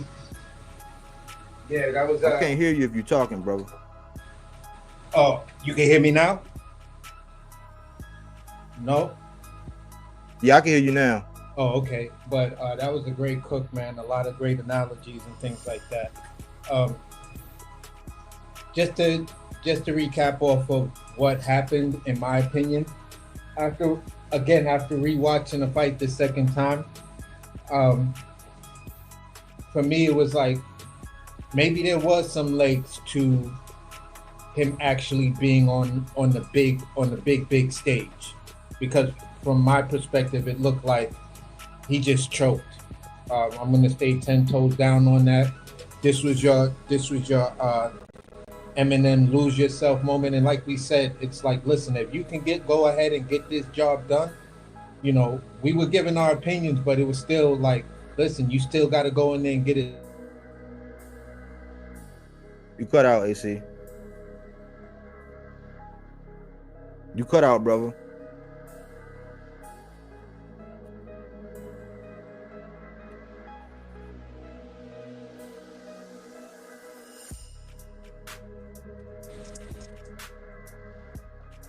Yeah, you can hear me, bro? Yeah, because now, yeah.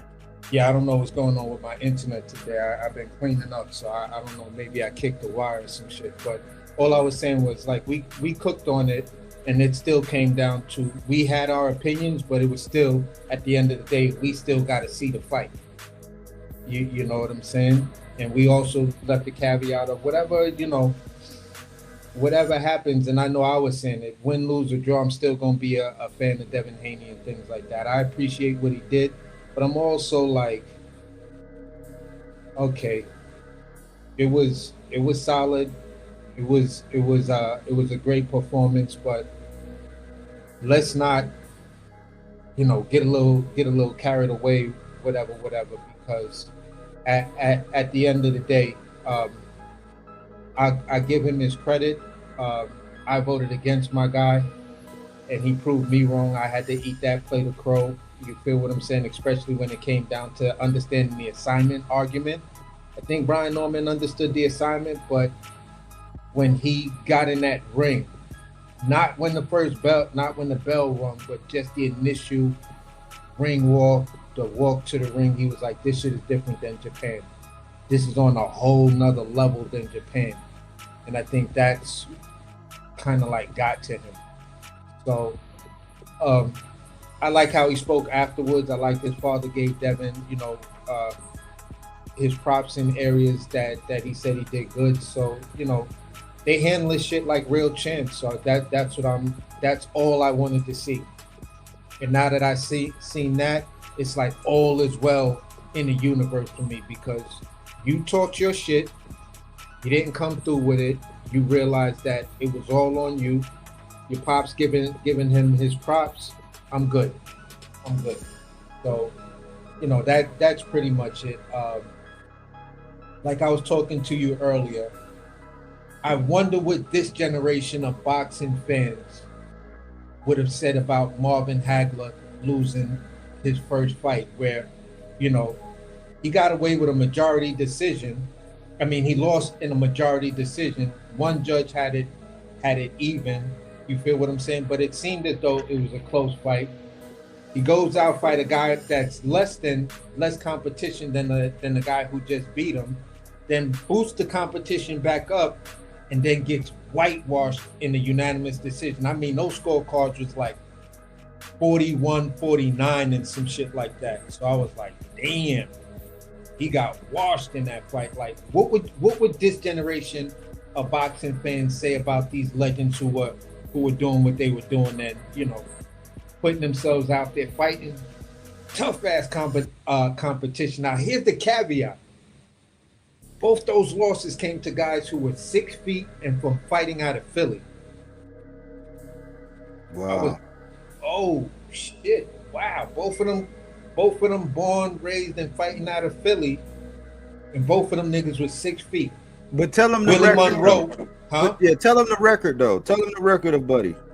Oh boy, that the first dude who beat Marvin Hagler, this dude was like 34, 3-1 at the time. He lost to 3 TKO stoppages, all early in the fight. You feel what I'm saying? Then gets a couple of fights in where he wins, and then he fights Hagler and takes Hagler's O. When he retired, this dude was like 35 or 36, 7 or 35, 8-1 if I'm correct, and he was knocked out 7 times out of the times he was fighting. So I was like, wow, y'all would have said Hagler was trash. He need to retire. This dude is doo-doo. He'll never be able to fight the elites and all of this other kind of stuff. And it's just like shit happens like that. Willie Monroe washed him.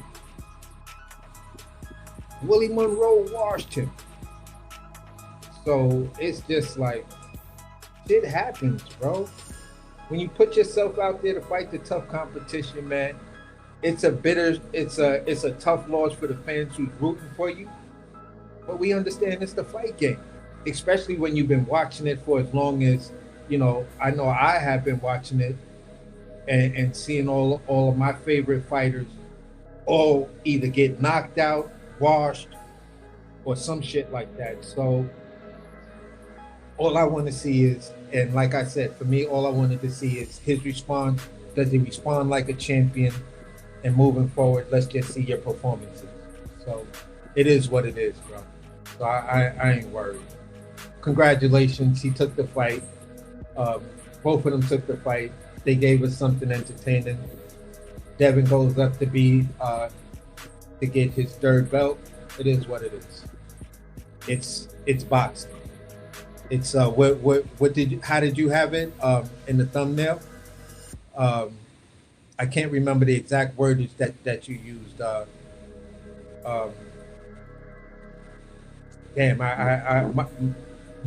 Adversity. You feel what I'm saying? This is real adversity for a champ. Now we're gonna see if you can be a 2-time champ. Imagine how all of those diehard AJ fans felt when he got washed by fucking Andy Ruiz. This thing could take a punch from Klitschko, get up, and then knock Klitschko out, and then you get washed by, the Mexican enchilada. Like, bruh, come on, man. So it happens, bro, and nothing shook AJ's fans. They was like, nah, it's all right. AJ will be back. That's the way I feel about beating on. That's the way I was hoping. If Devin lost, I was like, yeah, I'd be rooting that. Like, yeah, Dev will be back. I think he will be. I hope he'll be back. So I'm good. You feel what I'm saying? Y'all kind of had me. These boxing fans kind of had me on. Feeling like, you know what? Maybe I should just take a break from this shit for a minute because y'all niggas is getting way too weird. You feel what I'm saying? Y'all getting way too weird. And I just don't want to be a part of that toxic. Oh, but your fighter lost, so he a bum, and y'all was saying this, and it's like I've always said I was a Devin Haney fan. Why are you coming at me like I was never a Devin Haney fan? Like, you see what I did, man. I had a couple months ago. I took about a month or 2 off. Yeah. So I had to do that. Yeah, at the end of the day, bro, we get shit wrong, especially in big fights. One of these guys got to win, one of them got to lose. You feel what I'm saying? The better fighter on that night won. And the guy that we was rocking behind, I guess youth and that look on his face when he looked over to the side and saw all them, all that money, he was like, this shit ain't like Japan, bro. This shit is different. and he got nervous. He choked. You know what I'm saying? This is another one that I had. I had a bunch of them, but when I be preparing to get all these thumbnails in here, this is the other one I had. Yeah, that one broke my heart, bro. And it was circumstances going into this one.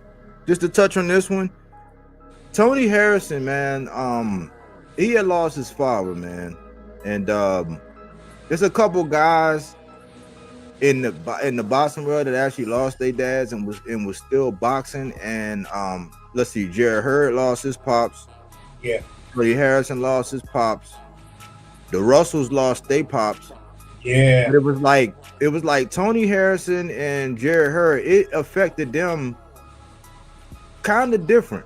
And I knew Tony wasn't all the way there, like emotionally and spiritually, when he went to a press conference and he didn't have his shirt on and Tim Tszyu had a suit on, and Tim Tszyu was looking like business and Tony Harrison was looking like, man, I'm about to get this motherfucking bread, you know what I'm saying? I'm about to just get this payday, you know. And that's why I kind of didn't.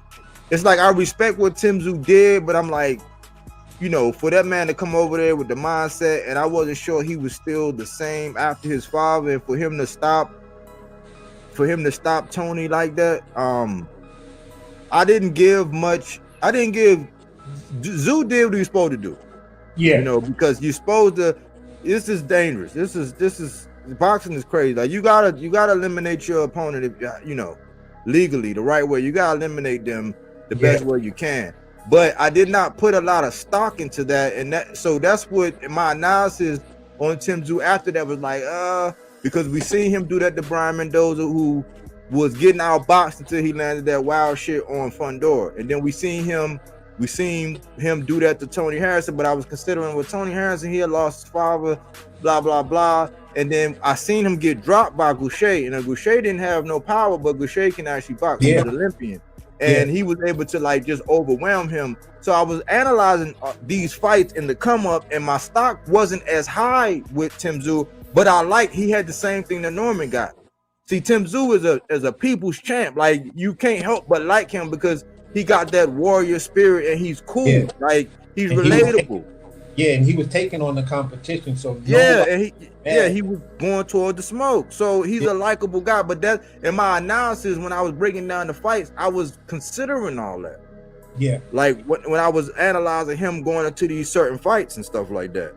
So that's another one. But like adversity, if you my guy, man, if you my guy, I'm not just gonna come out and shit on you and be like, oh man, to hell with them and this and that. Like I'll point out the mistakes. I'll say what you could have done better, but we're gonna talk about what you could do better the next time, and then come on back. Don't go ghost. Yeah, and that's what had me in a fallout with another content creator because me personally, one of my arguments was for Tony Harrison, the purest boxer at 154 at that time. I was like, you try to box Tony Harrison, he gonna beat your ass. You feel what I'm saying? So I was big on that, and I was like, Tim Tszyu been dropped by lesser boxers. This shit's not even going, this is gonna be a technical pick him apart clinic and shit like that. So I didn't know going into the fight that he had to deal with tragedy and things like that outside the ring. I didn't read into much of that as far as the press conferences are going, because to me it seemed as though from the perspective it was back then, it just seemed as though he put on the game face and whatever. And it was like I never really watched a lot of Tony Harrison's press conferences, but I noticed that in that one you wasn't as greasy as you was in the Charlo press conferences. You feel what I'm saying? So I was like, he a bit different here. Maybe he's understanding the assignment after being a little bit too greasy and then getting stopped by Charlo. So I was like, maybe that's why he's toning it down. But when I saw the fight, and it just seemed like there was something missing, like your heart. Yeah. That jab that just used to, bah! What, nigga, bah! What you said, bah! And I was like, missing all of that, bro. What's the matter? What's the matter? And then there's those 6 or 7 uppercuts he got caught with. I was like, oh man, this is crazy. I gotta watch it. Wow. Yeah, man. It was like the way, and they were celebrating. They were celebrating Zoo like he won Super Bowl. I said, damn, because his father was his coach. His father was, that was his guy. Like, it was a father-son duo. He's like, he wasn't the same, bro. And I don't care what nobody say. Tony Harrison can box.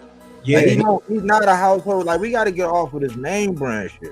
Yeah, and you know what I'm saying? Because it's a couple people, and some people got to recognize this. There's a couple people out here that are not name brand, but people who are not rushing to go see them or do nothing, and they play that game like, well, what do he got to offer? An ass whooping.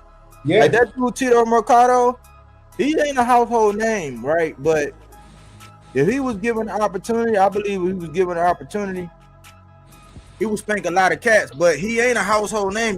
It's a lot of people that gotta wait. Is gonna wait till he blow up, or wait till he get this cachet, or have his breakout to when they be like, where this dude been? And they're gonna miss out on the opportunity to be able to witness the rise and witness him on the way, because everybody looking for this name brand. Like, it's name brand shit don't run everything. Yeah, exactly.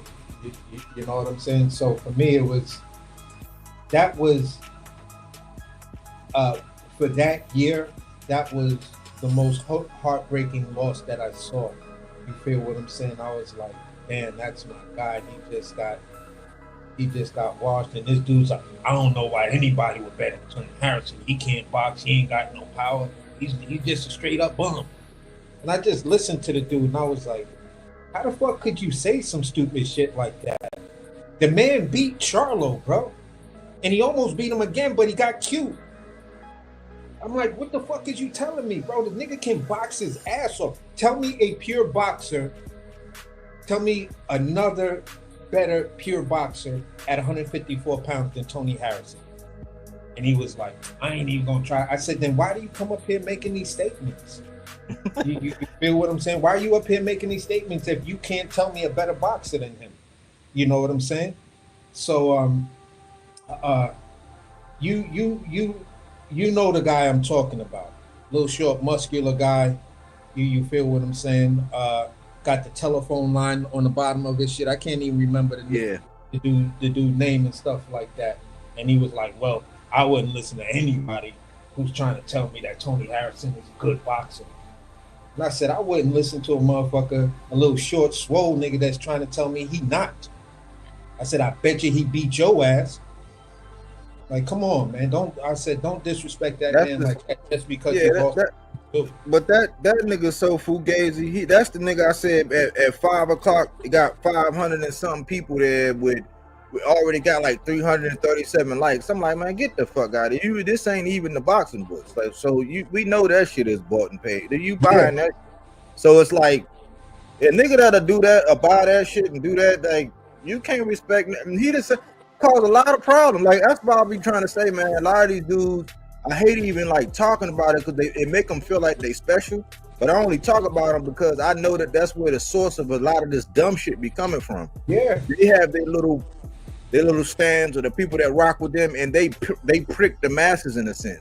Yeah, because a lot of people look at that.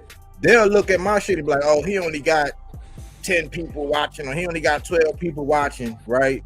But my shit is better because it's authentic. It ain't no, you know what I'm saying? Like, I could do that. I could make it look like 30 people watch, 40, 50 people watching, 100 people watching. I could make it look like I got all these views. I can have all these people pay to give super chats and make me look bigger, but for what? Yeah. You ain't gonna be around because it's too much truth. I'm gonna hold the mirror up to you. See, this the dude, he be saying, man, I don't know why. See, they want to gangbang. He was trying to talk about sides of the street, talking about promotional gangbang, and I'm like, you be causing the shit. Yeah. Like, you start a lot of that shit. You keep the divide. Yeah. Now, I always say it like this, and this is where he had got where he had got pissed, you know, and I could hear it in his voice and shit like that. Because he said something, and he was like, "Are you a YouTube content creator?" I said, "No." I said, "I think I probably have maybe 15 subscribers or some shit like that." And he was like, "See, that's my point. Why are you gonna listen to a dude that got?" I said, "I'm not a content creator, but let me explain something to you. How would you rather go watch a blockbuster movie with a crowd full of noisy motherfuckers, or just 15 silent motherfuckers to where you can really enjoy the movie?" I said, I'm not the crowd seeking dude, because I don't want to hear all the noise from the crowd. I'll go to the movies to see the blockbuster movie in the middle of the afternoon, because I know it'll be like 20 people in there, and all of us there just to appreciate the content. That's what it's about, homie. Not about numbers and all of this other stuff. Like, come on, man, that's funny. You know? Yeah. So he was like, "So what you saying about my channel?" I said, "Listen, I ain't saying shit about your channel. You telling me about your channel, not me. You feel what I'm saying? You telling me your channel isn't about substance because you got all of these people. You feel what I'm saying?" Yeah, I said, look, that's the same nigga. He be telling people, "Oh, your favorite fighter don't even give a fuck about you." Like, I actually got relationships. Like, you don't got no relation. You got a relationship with a nigga that had you up there in New York, stuck in a hotel because all them LDBC niggas was up there. yeah. I wish I would go somewhere and somebody got me up in the hotel room. Somebody that you think you got a relationship with. Oh, how short term? I got a memory like an elephant. Like, them niggas had you hemmed up. Then the niggas set you up to where you got on the elevator and all them niggas got on the elevator with you. I wish I would go somewhere like that. Thinking I got a relationship. You almost got lying, homie. You at a fight, but you scared to come out your hotel room. That's a relationship? I don't need no relationship like that. Me neither. Because once you make me feel like you trying to line me up, we ain't cool no more. So all I'm saying is to just say, this generation of boxing fans, and I'm talking about the American boxing fans. You feel what I'm saying?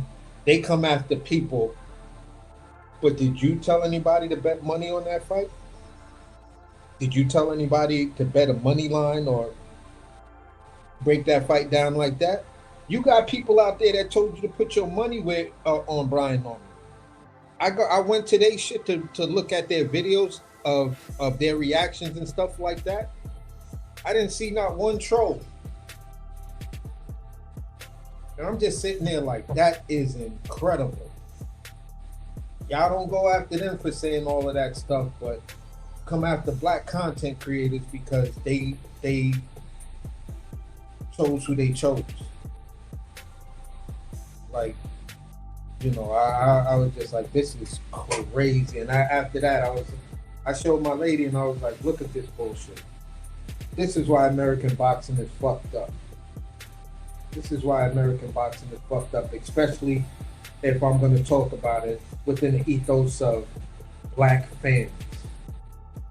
Because everybody's trash.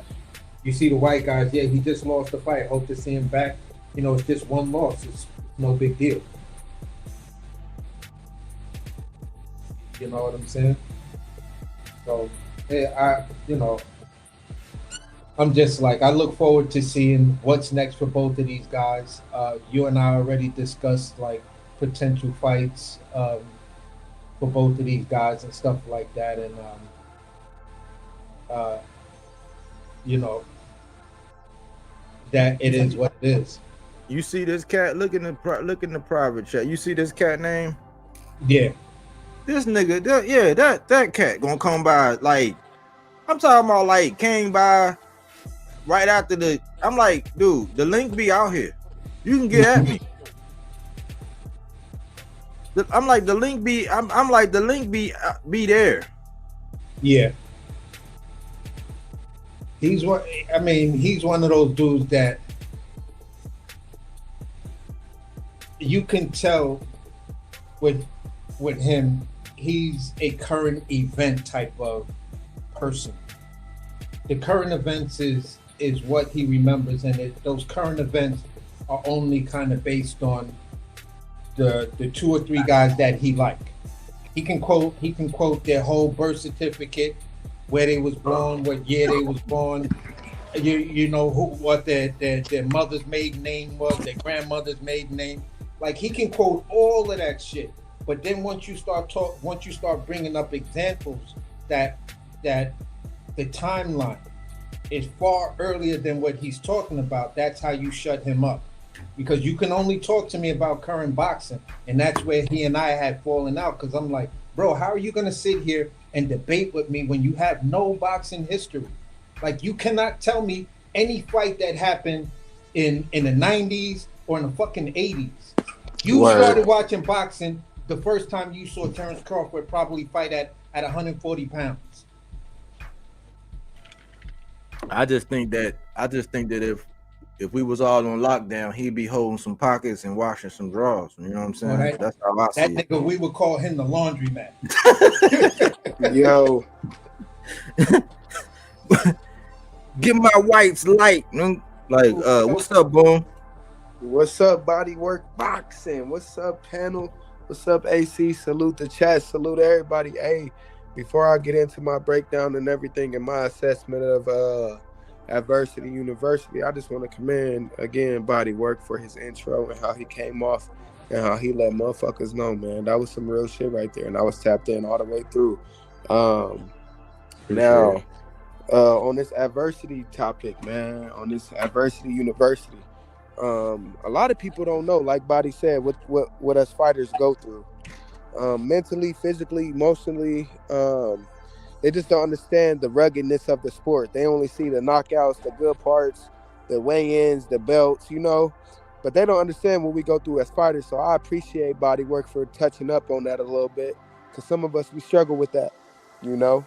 That's very key. That's very important in the sport. That's why I asked Blair to Flair about that when I was on the panel with him. But yeah, man, I do hope that Brian Norman does bounce back.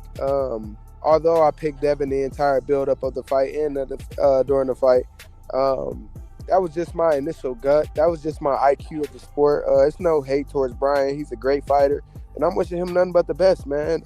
Fighters lose, but that don't mean we shit on them and we built this pond. Hopefully he bounced back, and hopefully he does what he needs to do, man. I want to see him be successful. He's a brother. So again, I was just rooting for Devin Haney, just being a fan, just, you know. But for the people that's really making it out to be more than what it is, you disrespectful and you don't understand what you're watching, and you just there as a casual knockout fan. All you want to see is the knockout, you know. So again, man, make sure y'all advise what y'all watching. But go ahead, Body. Go ahead, AC. I'm all the way in, baby. Yeah, for sure.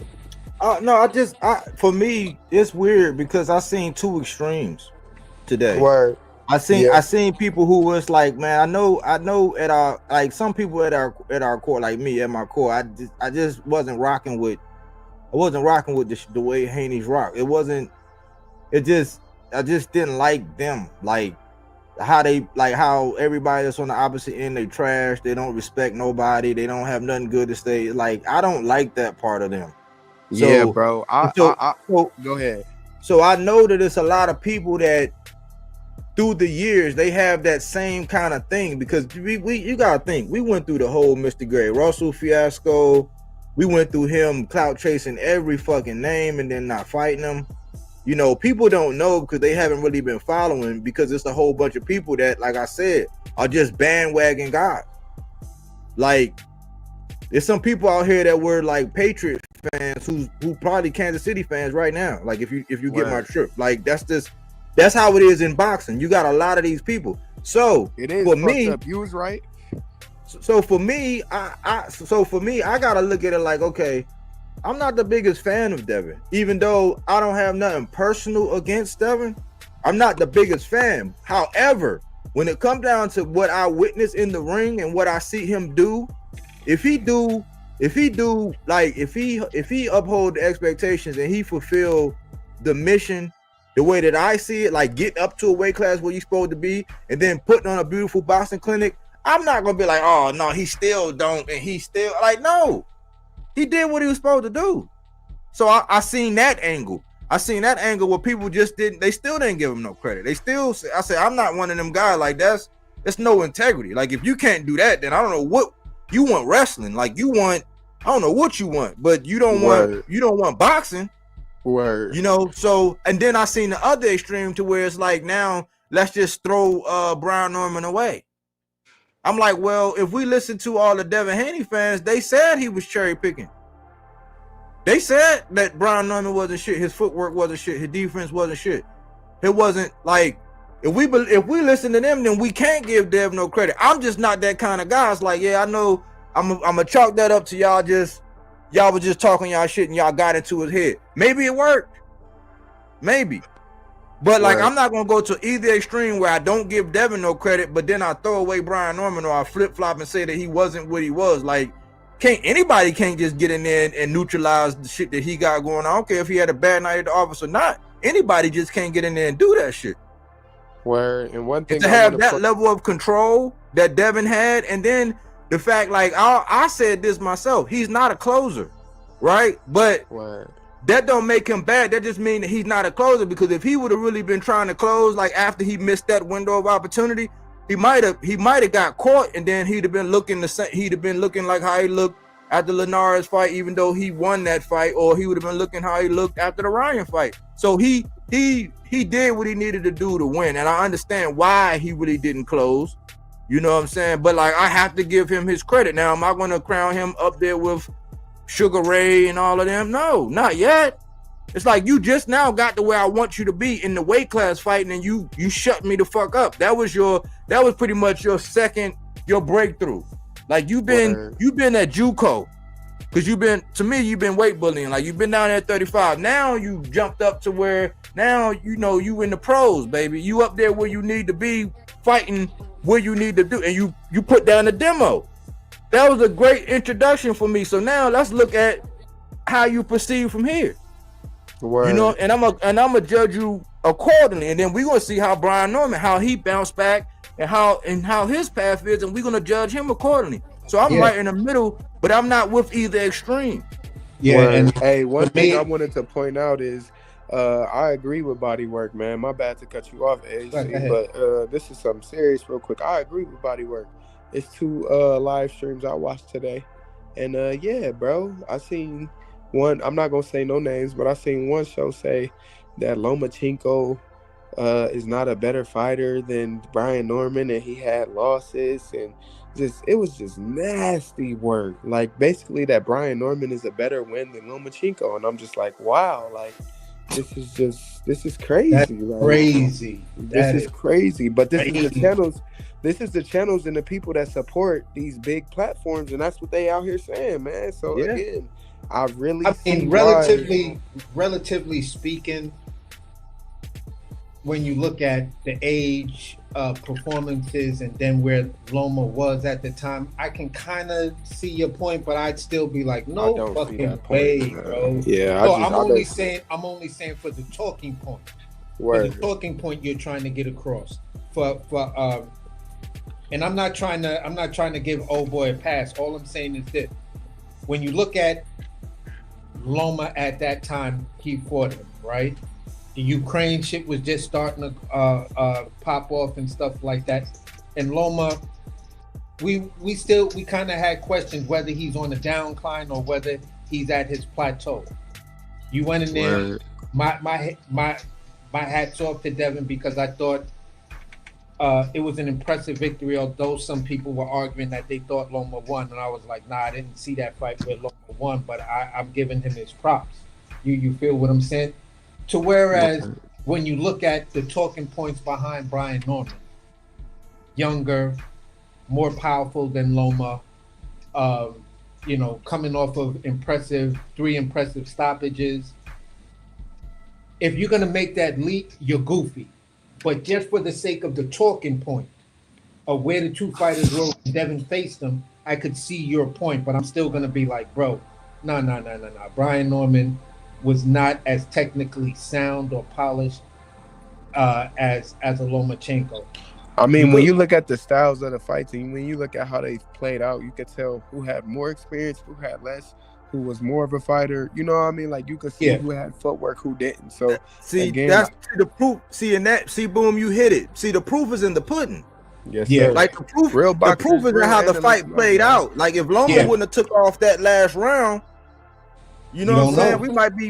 We wouldn't be having the same break. We wouldn't even be having the same conversation. So, but it's not absurd. I wouldn't say it's absurd to say that, but it's like, come on, we know what you're doing. Yeah, you know exactly. Moving the goalposts. Moving the goalposts. And that's kind of a better way.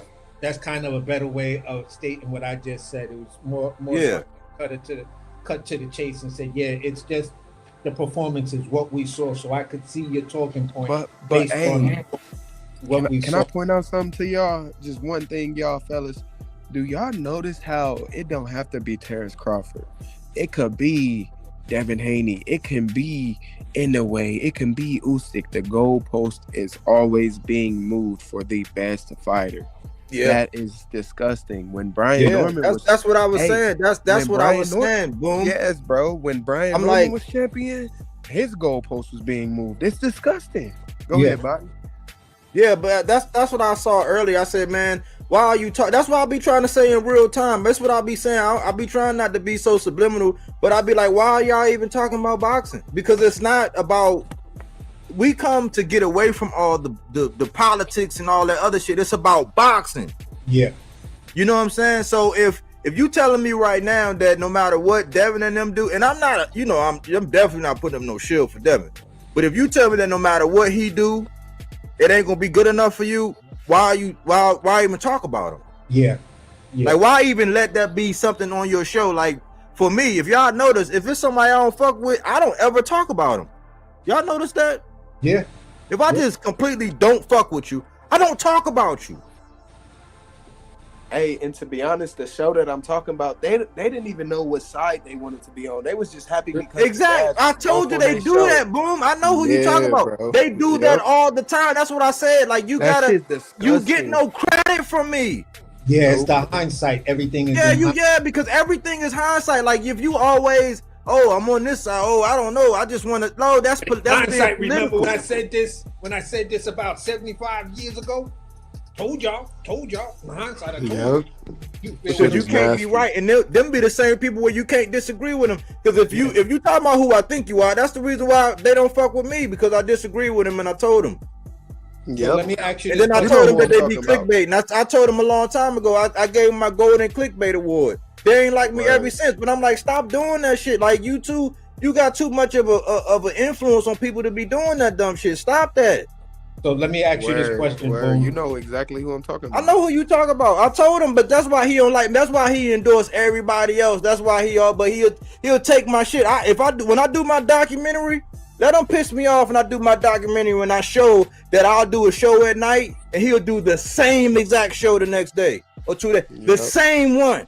Yes. So don't get me. He pissed me off before, and I said, you know what? I'm gonna let him make it because I don't got time to be taken out to just address him. But it's like I don't respect that. I just don't respect that show, bro. Go ahead, AC. So boom, I wanted to ask you this question. It's a two-part question, but both of them are kind of right there. My first question is, do you think Brian Norman choked? And at the end of the day, was the lights just too bright for that young man? He did not choke, first and foremost. Okay. To me, no. The reason I'm saying that is because, again, I was rooting for Devin Haney. When you choke, that means Devin, the guy that I'm rooting for, choked. That's what that kind of means, is like when he lost. But again, no, Brian didn't choke, man. I kind of expected the fight to go how it went, but not a hesitant, nervous Brian Norman, or Brian Norman that's thinking a lot, and you know what I mean, like not that Brian. And that's what I mean by that's what I mean by when I asked the question about the choke. I respect your answer that you're saying no. I'm just giving you my reasoning, because there was a look on his face, and then that first round. Yeah. When you threw those jabs, those jabs was never gonna touch Devin Haney in the face. Fuck no. I'm like, why are you throwing jabs from way Dude, when he there? when he threw that jab, AC, I was like, bro, I seen that coming from Africa, bro. Like that plane been trying to land, my brother. Bro, I saw that. Yo, listen, I'm in my house and I saw that shit from Body's driveway. Man. Word, Yo, I'm like, bro, what the fuck are you doing? See, there you go now, going back to that fucking distance issue that I said that got you dropped before, because you threw a jab that was way out there and then you came in. Yep, and your dad been telling you since the first round to stop throwing that type of jab because it ain't gonna touch him. Your dad was good on that, but I don't like how he told him to go for broke, and I don't like how he told him early in the fight that to start trying to do different things. No, give him a game plan. What do you mean start trying to do different things? Like my corner in my fights, they've never told me that. They've told me to set up my combination, use my jab, something, but along the lines of go for broke, swing over, you know, like, give him the 1-2, tie him up, and on his way out you clip him, just touch him. Yeah, like what the fuck? Like, listen, if you can't land it solid, just start to touch him. Just once you start to touch him and you get that feel and you get that distance, then let it go. But you got to start to touch him first. Hey, but look, you know where you a boxer, Boom. So I'm gonna ask you this. You know where I thought, well, I'm gonna run this by you. You know where I thought, like, where I pretty much saw that he was probably never going to unless Devin did something wild and he got caught, how he was never going to be able to get even with him, is because I saw that he was letting Devin be first. I'm like, what game plan ever said that you was going to allow Devin to be first? Didn't we just see this show? Yep. Didn't we just saw this show? Who was doing that? The kind of Ben Eubank. That was kind of Ben Eubank a little bit, like where Eubank was the taller, longer guy, but he was allowing, you know what I'm saying? It's like you not with Devin, not when he can jab you and then already get off to his safe spot, or 1-2 you and then get off to a safe spot, and he was alternating it. Like, so you just let this nigga just still on you twice, like bang bang, and then, you know what I'm saying, move, or bang and move. Like, where was the game plan? Like, for me, I'm like, was that the game plan for you to let this dude be first? Like, you can't let this dude be first. Now, when we talk about Conor Ben versus Chris Eubank, yes, AC, he choked because he was expected to win and to move on to get a Canelo or Hamza Shiraz fight. Remember, he was supposed to, you know what I'm saying? So that's a choke. Or Ryan Garcia versus Rolly, when Ryan lost, that's an example of a choke. But the brights were not too light. I was wrong on that. I felt like this. I just think that Brian was too much in his head and too much in the moment and not in the fight. You get what I'm saying? So, like, pretty much, I wish that Brian would have been more focused on the fight and not focused on everything else that was outside. You know what I mean? I don't know what was on his mind. I don't know what the case may have been, but that's just my point of view. I definitely feel like his mind was everywhere but on that fight. But so again, that's oh, sorry, go ahead. Oh, you're good. But again, like I said, we could call Chris Eubank a choke, or Ryan versus Rolly. We can call Ryan a choke because Ryan was expected to beat Rolly and win that WBA belt. Conor Ben was not expected to beat Chris Eubank and the style that he did it in.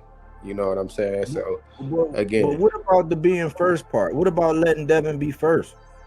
Yeah, letting Devin be first definitely was incorrect. He never discussed that he was going to do that. And as a fighter, you definitely don't let anybody be first. You want to be first. You want to set up your combinations and your jab. You want to get your hands off. You know what I mean? You don't want to be the guy getting hit trying to play defense. You're not Floyd Mayweather. You know what I'm saying? So here's the follow-up question to the point that you were just making. Where you were saying his head was every place else but in the fight. Mm-hmm. And for me, going into the fourth or the fifth round, and I said this to Body earlier today, I was like, yo, if he would have realized at that point that, number one, I walked into that check hook. Number two, that's pretty much the hardest this dude's gonna hit me. So if I Word. turn it up right now, I could change the landscape of this fight. One thing I noticed about Devin is he started being more riskier once he learned that he could take Brian's power. He started getting hit a little bit more, but playing defense and still recovering I with don't counters. that part. I don't know if it. For me, it was Devin got more confident when he knew Brian couldn't hit him flush. Like, I'll take these punches, but I took a lot of steam off those punches by giving those little angles and turning away from the punch a little bit. You feel what I'm saying? And the way he was turning away, he can snap right back with one of his shots, or just pivot out the way and then snap right back with one of his shots. But it was, for me, the most frustrating part after the second time I watched the fight and got all the emotions out and everything and just looked at the fight. I was horribly disappointed in the fact that you didn't notice that, number one, I walked into the shot that fucked me up, that landed me to get dropped. And number two, that's the hardest this dude was hit me. Yeah, for sure, AC. Like I said, man, I was just disappointed in basically the game plan, the nervousness, his dad coaching the way he coached, and this ain't here nor there, but the song selection that he walked out to. If you gonna walk out to Jeezy or anybody like that, you def got to get a dub, man. It's only right for the South, so you fucked up with that player. You know I'm from Memphis, so yeah, crazy. Right. Y'all Southern boys Man. crazy. For real, man. You can't do the. Yeah, that's the way we felt about. That's the way we felt about Eubanks walking out to 50. Word. F50, That shit was aka fire. Ferrari, and it was just like many men. You came out to many men, bro. He My came man out had to I whoop your head, boy. You know I will. Hey, And my I'm like, bro, you came out to I whip your head, boy. Then you he know went to I many men. will. I'm like, nigga, you better win this fight. You better knock this Buddy, nigga hey, the I'm fuck clipping out that. within I'm clipping the that first 2 later. rounds. Body is great. Hey, I'm clipping that later, bro. You can't come out to that, boy. I whoop your head, boy. You know I will.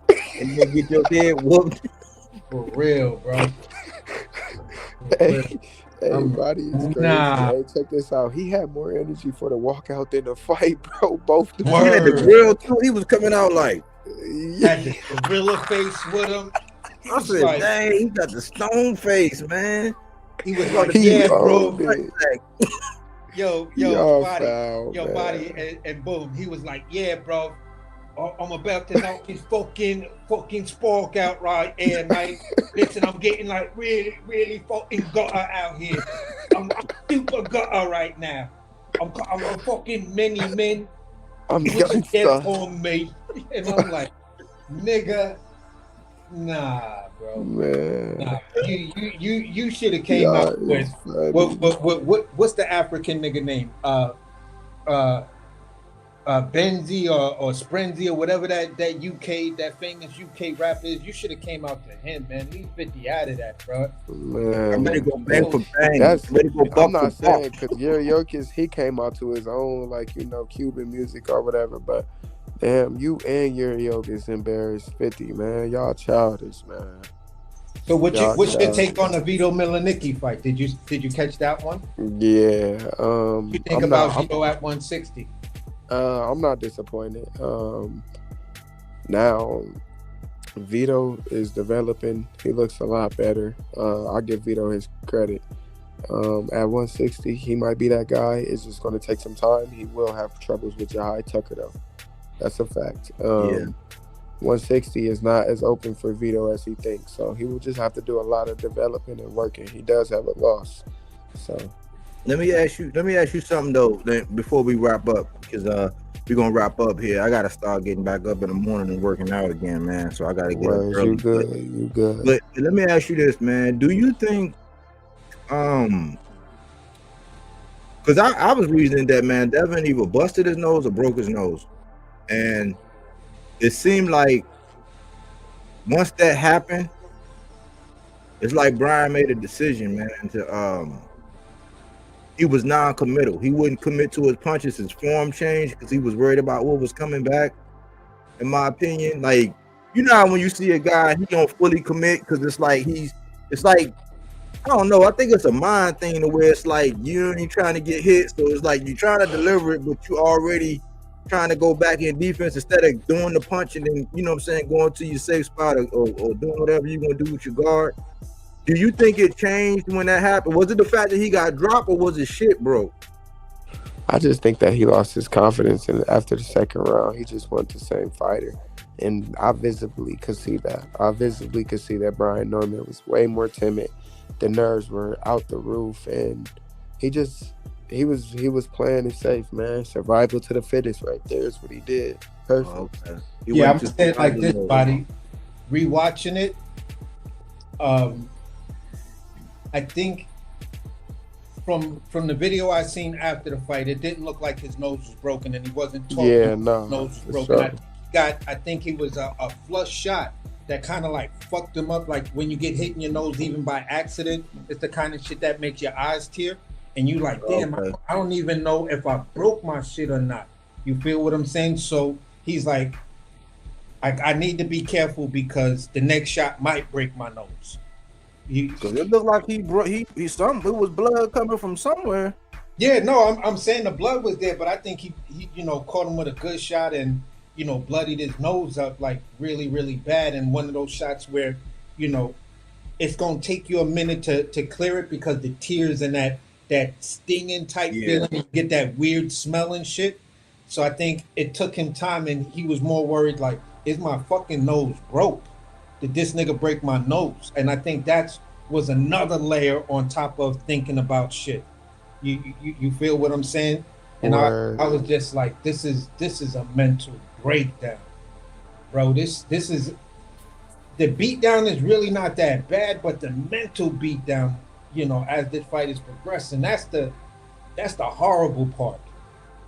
Because you were completely mentally taken out of that fight.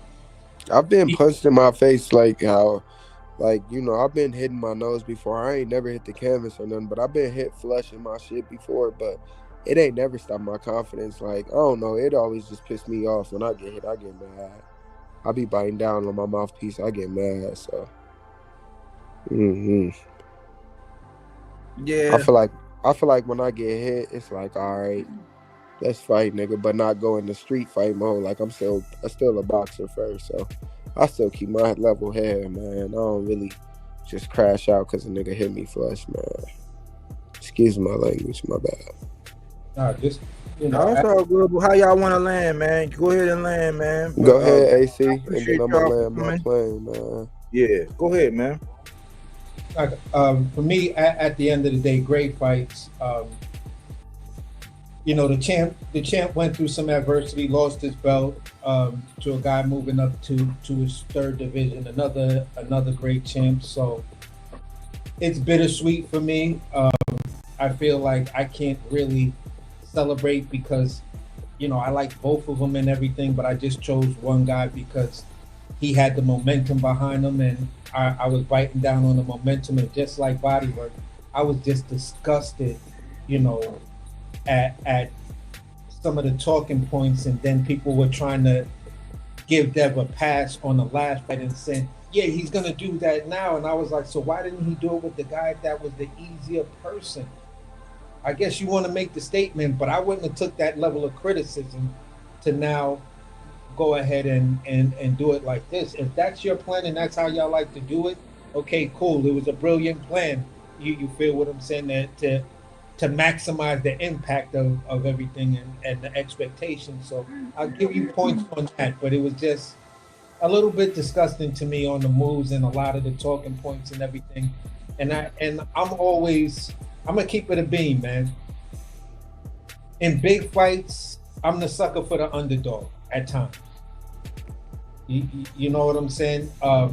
I want to see the Cinderella story. I want to see the guy that did it from the mud. This is his first big break. He's a fan-friendly fighter. I want to see that guy, make it, even if it's at the expense of somebody. I was more of a longer I had more of a run with them being a fan of this person. You feel what I'm saying? So bittersweet, great job. Go through the adversity, champ. I want to see you come back. I want to see what's next with Dev, For and sure. that's what it is, and that's where I land my plane. Hey, AC, before you take off, I really want you to hear me. So if you do leave the panel, just make sure you listen on YouTube, all right? But check it out, y'all. Check it out. Before we take off, I just want to kind of land my plane saying this. Devin, you a fighter. Trey, I'm a fighter. Brian, you a fighter. Hey, man, we all have faced adversity in camp. We've faced adversity in fights. We faced adversity in life. Hey, man, y'all won on Saturday. Y'all both did a great damn thing. Y'all both sold, and most importantly, y'all made it safe back to your families. So, man, Devin, enjoy the victory. Brian, dude, come back strong. Come back hungry. Come back and keep talking that shit, man. You talk a good Southern game. We like it, man. I'm a fan of yours, bruh. And just keep going, bruh. I remember you. I ain't forgot about you. And I know you ain't forgot about me. So it's definitely love from both ends. I'm proud of both y'all. I don't got no hate or nothing towards Brian Norman's father. I just feel like we all can learn as a coach, as a fighter, as a father, whatever the case may be. We all can learn something in life. So that's all I'm saying is just become stronger in the camp. Shout out to Bodywork. Shout out to AC. Again, there was great fights this weekend. Bam, he just does what the fuck he wants, man. Bam Rodriguez is dangerous. Anthony Yarday, keep working, man. It's a long road back, but you will be okay. Like I said, we all been through adversity, man. Shout out Body. Thank you for letting me on. And keep working, keep grinding, y'all. Keep doing your thing. Hey, Body, get your ass in that gym like the rest of us. You said you getting up in the morning, so now make that commitment. Get your ass up now. Yeah, I'm back. All right, y'all. I appreciate you, man. Have a good evening, bro. Thanks for coming through. Boom. And salute AC, man. Thanks for coming through as always. You know, I had to front run this thing, man, so people don't get it twisted, man. People that come up here, man, and kick it is because they have a safe space to be able to talk they shit, not because they trying to promote or push my agenda. They feel comfortable to be able to say whatever the fuck they want to say, and they don't have to agree with me. That's why they here. They're not going over to these other bitch ass channels where you can't even disagree with nobody without getting muted or kicked off or made to feel like foreign and shit. Like, that's why they here. Before I go, that's a fact. Me and Body didn't agree on the fight that we talking about right now. I had David, he had Brian. Like, come on, y'all. But that's a fact, though. I'm out. All right, boom.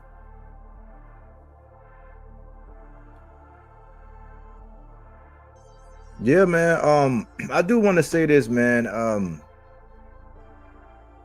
I can't help but keep telling y'all, man. This channel, we do pull for the underdog. We pull for the guy that's not the most popular, the guy that everybody ain't on. That's all. Like I said, I give this analogy all the time. I say, man, back in the day, everybody was on Jordan, and everybody knew Jordan was the man, but I was the guy that was liking people like Gary Payton, people like Clyde Drexler. Like, that's just how I am. You know what I'm saying? I like Sean Kemp. You know, I used to like Penny. I was huge AI fan. You know what I'm saying? But like, I've never really been the one I'm not a popularian. You know what I'm saying? In this channel, we put stakes in the ground for everybody. Like, tell me this. How fun would it be if everybody always went for the favorite? If that's all people talked about, and that's all who they went for, and that's all that, like, it wouldn't be no fun. It wouldn't be no balance in boxing. That's not what this channel do. When I notice that people are not getting the credit they deserve, like even when Cool Boy and Ford, now they're gonna try to microwave the shit now. They're gonna go back and look at some videos that people done. They're gonna take their talking points and they're gonna come out with some shit this week and next week, and they're gonna give their analysis. You know what I'm saying? And everything gonna be right, and it's gonna seem like, oh, and it's gonna get, you know, several thousand views and they're gonna get money for it, like this theirs and all that. But like nobody wasn't talking about that. Nobody wasn't even talking about Lamont Roach and Pitbull. I still haven't touched on that. But how much fun would it be if everybody just always went for the popular guy? I'm not saying I don't go for the popular guy or I don't like the popular guy, but I'm just saying, think about, see, the way I look at it is the kind of fans that do that and bandwagon, y'all be the same type of fighters that would be risk averse. Like you guys would be them guys that would get in that ring or be match made or finding reasons why y'all don't want to fight like them killers in the ring. That's the kind of fans, like that's what them fan bases do. Is fan bases out here that are risk averse. Like they'll tell you, like there are major channels, people who don't watch the fights. That's why I say it. I don't know how the fuck people be having opinions about fights and they don't watch them. But they won't watch the fight. They'll come out, they'll have all these opinions, and all the opinions are based on politics. I don't do that shit. You know what I'm saying? I've never been a safety fighter. I went to the military when I was 17 years old. I've never been risk averse. If it's some shit that need to be handled, I'm gonna figure out how to do it. I'm gonna do that shit strategically. But my heart don't pump no Kool-Aid. That's why I say the link be out there for anybody who want to jump on. Anybody that want to jump on, it be there where you can talk straight to me and not be a coward. But I see a lot of y'all would be the type that if y'all was actually boxing and putting on the gloves, y'all wouldn't be getting in there with the Brian Normans of the world, the Boots Ennises of the world. Y'all be finding ways of of why y'all shouldn't do it, or why the time ain't right, or why your pinky toe hurt, or that's the kind of fans y'all are. Bandwagon, groupies. If y'all in a different setting, be holding pockets and washing drawers and shit. You know what I'm saying? That's really what it is. That's all I really got, man. That's what this channel is here for. I'm not a risk. I don't like risk averse fighters. I don't like safety first fighters. I like people that ain't scared to take chances, that's gonna put on an entertaining fight, and that's gonna be themselves all the way around. 10 times 10. You know what I'm saying? Don't put on airs or be hardy and high-minded. That's who we like. So we're going to keep doing it the way we do it. We're going to let the majors, the ones that get all the numbers and do all of these and buy views and cater to the masses and try to, please everybody, the aristocrats, we're going to let them do what they do, and we're going to keep doing what we do. This is Fruits and Veggies, not that Reggie, that fact-based content, not opinion-based. Silence is consent, so we speak to those things. All it takes for evil to prevail is for grown men and women to remain silent. So we give voice to the things that need to be spoken about. That's what we do here. You know what I'm saying? Hopefully you gain something, you learn something from the show. I'm not going to change. This is what the channel is. You know what I'm saying? And I'm comfortable in my skin doing what I'm doing, man. Salute to Devin for the win. Salute to Brian for making all that money you just made. Come back, brother. Stay strong. You know what I'm saying? Be patient and focus on your return. You still got a fan in me and the channel, brother. Anyways, thanks for choosing Bodywork Boxing. But we don't take things for face value. We do that body work. He didn't want to box. He wanted to actually prove that he could punch with you. He was like, what the fuck is this nigga, right? Oh, okay, you want to go to sleep. You tired. Welcome to Bodywork.